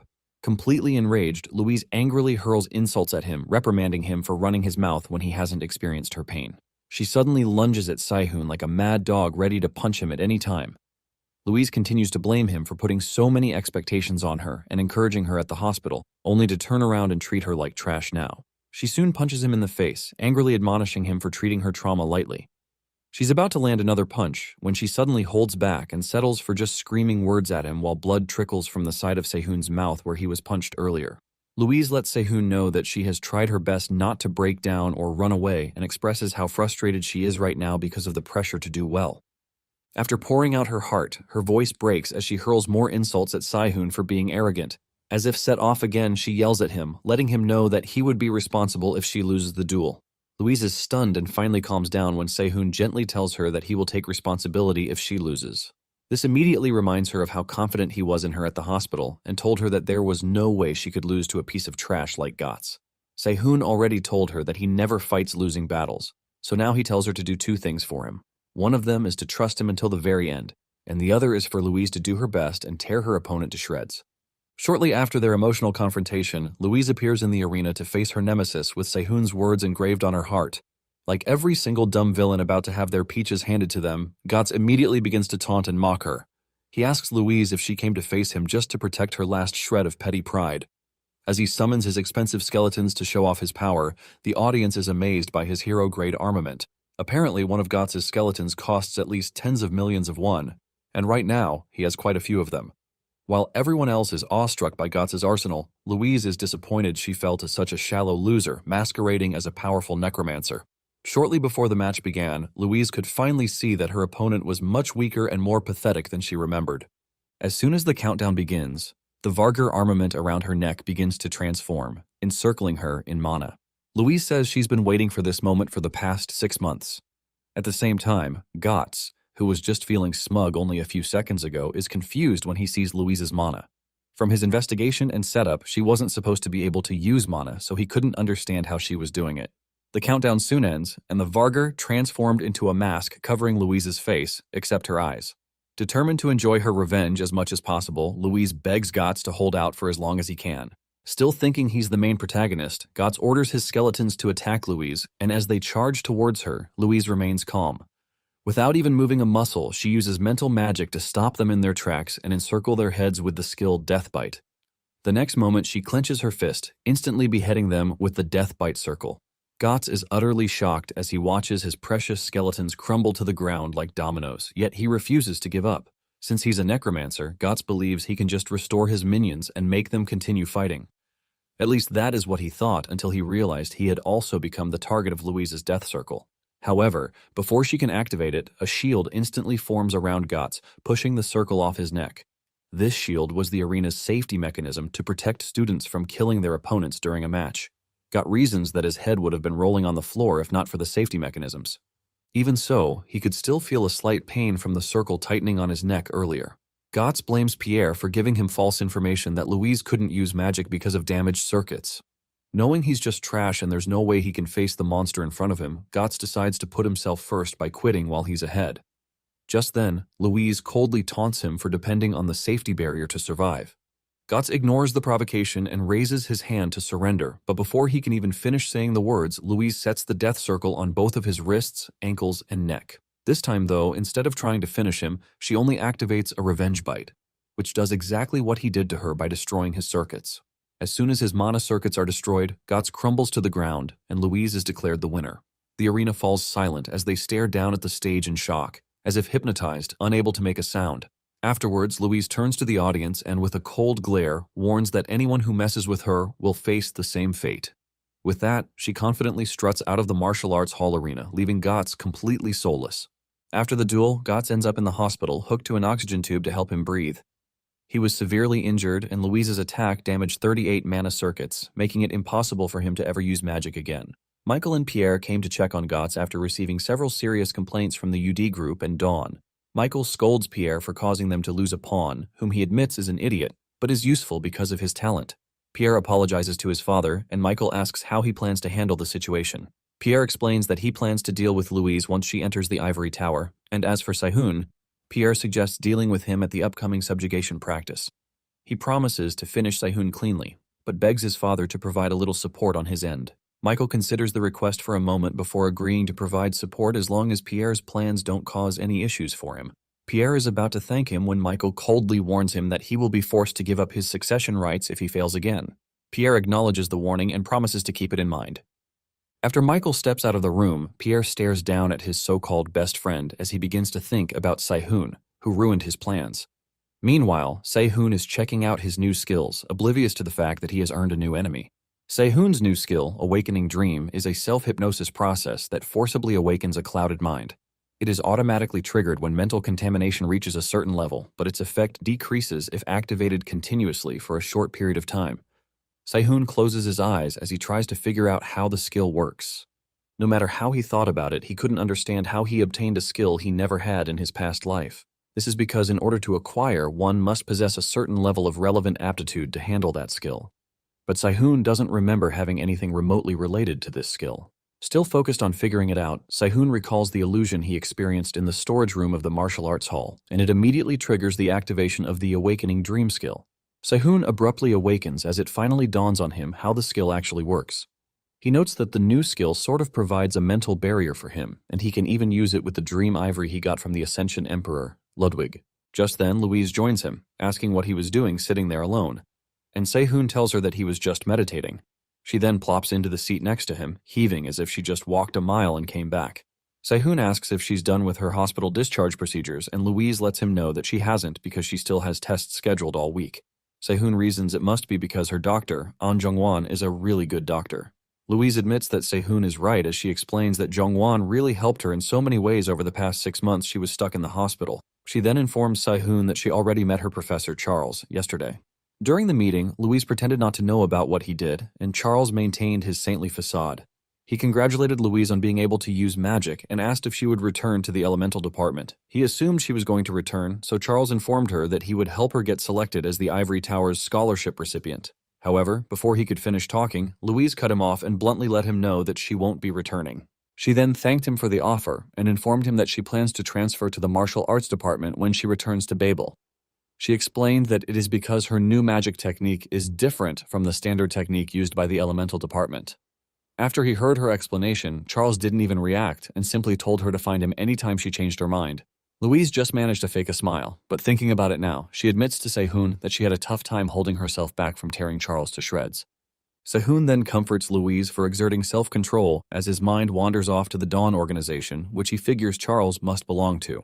According to the knowledge before his regression, Saihun remembers that Dawn is just a small unit within a group of lunatics who tried to shape the 6 great demon gods into a form they desired.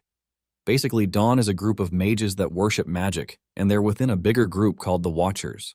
Before the regression, Dawn was the one who tricked Louise into joining them and turned her into their puppet. Saihun suspects they're behind everything that happened to Louise and have been playing the long game. Louise then begins to pour out her heart to Saihun, expressing how helpless she felt when she was first admitted to the hospital. Back then, she thought she would be expelled, so she just waited in agony because she felt that someone like her was just cannon fodder who could never be the hero.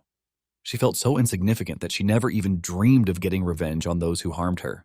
Instead, she was so scared of her bleak future that she saw the hospital as a hiding place. Thinking back to her attitude then, Louise admits that she was truly stupid, but thanks to Sehun, she now has a reason to keep moving forward. She reasons that all those hardships she faced in the past were probably preparing her so she could face the future. After all that suffering led her to meet Sehun, learn incantations, and even defeat gods. As she begins to get emotional, Louise stops and simply thanks Sehun for helping her. This causes Sehun's bond with her to rise to level 2, meaning their relationship was getting defined and more established. Sehun's bond with Louise was a guidance relationship, and a bond stone is generated whenever Sehun correctly guides her. Meanwhile, Sehun is surprised that Louise thanked him because the explosive dog from before his regression could never say something like that. Afterwards, Louise prepares to take her leave, but Sehun tells her to leave the Vargar armament behind. He explains that it's broken from overload, so he plans to use it to make a new one. Sehun is surprised when Louise suddenly asks why she should leave it behind. With a mischievous grin on her face, she lets him know that the Vargar is now hers. The following day, Jake approaches Sehun to let him know that he has gathered all the materials Sehun requested for the creation of his weapon. Although Sehun still has a mountain of work to get through, he agrees to look over the materials before the next class. Noticing the towering stack of papers on Sehun's desk, Jake asks what they are. Sehun explains that there are 2 weeks' worth of assignments that have piled up. Jake feels bad for him, but Sehun confidently assures Jake that he can finish them all in a single day. A few moments later, they arrive at Jake's impressive mansion, and Sehun can't help but wonder if Jake cleaned up because he was coming over. But Jake quickly tells him that the house is always this tidy. He then shows Sehun where the materials are, and it turns out to be a top-tier, rare-grade water golem core. Apparently, this core is the power source of a naturally generated water golem. It produces a special liquid whose durability matches the golem's physical body, with its strength depending on the amount of mana it absorbs.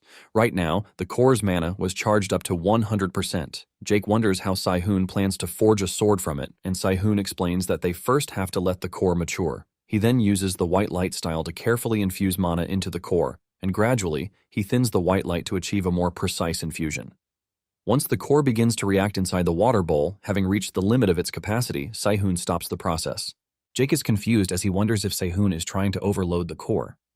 Sehun confirms that he is overloading it because 100% isn't enough. Jake then suggests using a higher grade core instead of overloading this one, which would cause a mess. But Sehun ignores his concerns and tells him to simply watch as he uses incantation magic to increase the core's assimilation and enhance its perception. After a few more spells to synchronize the core and activate hydrofusion, Sehun takes Jake's right hand and pricks it to drip the blood on the core. As the blood infused with the core, Jake could feel a strange sensation, and it was as if he was looking into a part of his own body. Sehun then instructs him to drop his blood in the bowl once a day for the next week until the water golem's core stops absorbing the blood. Jake wonders what kind of process this is, and Sehun explains that it's just a simple process to trick Jake's body. According to Sehun, Jake's abnormal grip is called a compression phenomenon caused by mana, and it is difficult to control. However, instead of controlling it, Sehun is trying to exploit a loophole in the skill. By feeding Jake's blood to the core, which will eventually become the heart of his armament, the skill mistakes the weapon for a part of Jake's own body. Hearing the explanation, Jake finally realizes that this must be why he felt as though he were looking into a mirror when his blood touched the core. Sehun asks if he has any more questions, but Jake says he doesn't, and rather than asking for another explanation he probably wouldn't fully understand, he decides to trust Sehun. After all, this is a completely new forging method, one he has never even heard of, so he can't help but feel a little skeptical. Even so, for some reason Jake finds himself believing that anything is possible as long as Sehun is the one making it happen. He then confirms the process of dripping blood until the core stops absorbing it, and Sehun commends him for paying attention. With nothing else left to do, Sehun heads back to the main hall of the refining department, and by the time he arrives, a class on the origin of armaments is already underway. Before coming, Sehun expected the lesson to be unusual, considering how complex and abstract the subject is. Even so, nothing prepared him for the scene before him. The entire class was behaving as though he had wandered into a loony asylum. Just as Sehun is about to bolt, Inkyol appears behind him and welcomes him to the minor course he had previously agreed to enroll in. After greeting him, Inkyol asks about his health, revealing that he heard about Sehun's injured arm.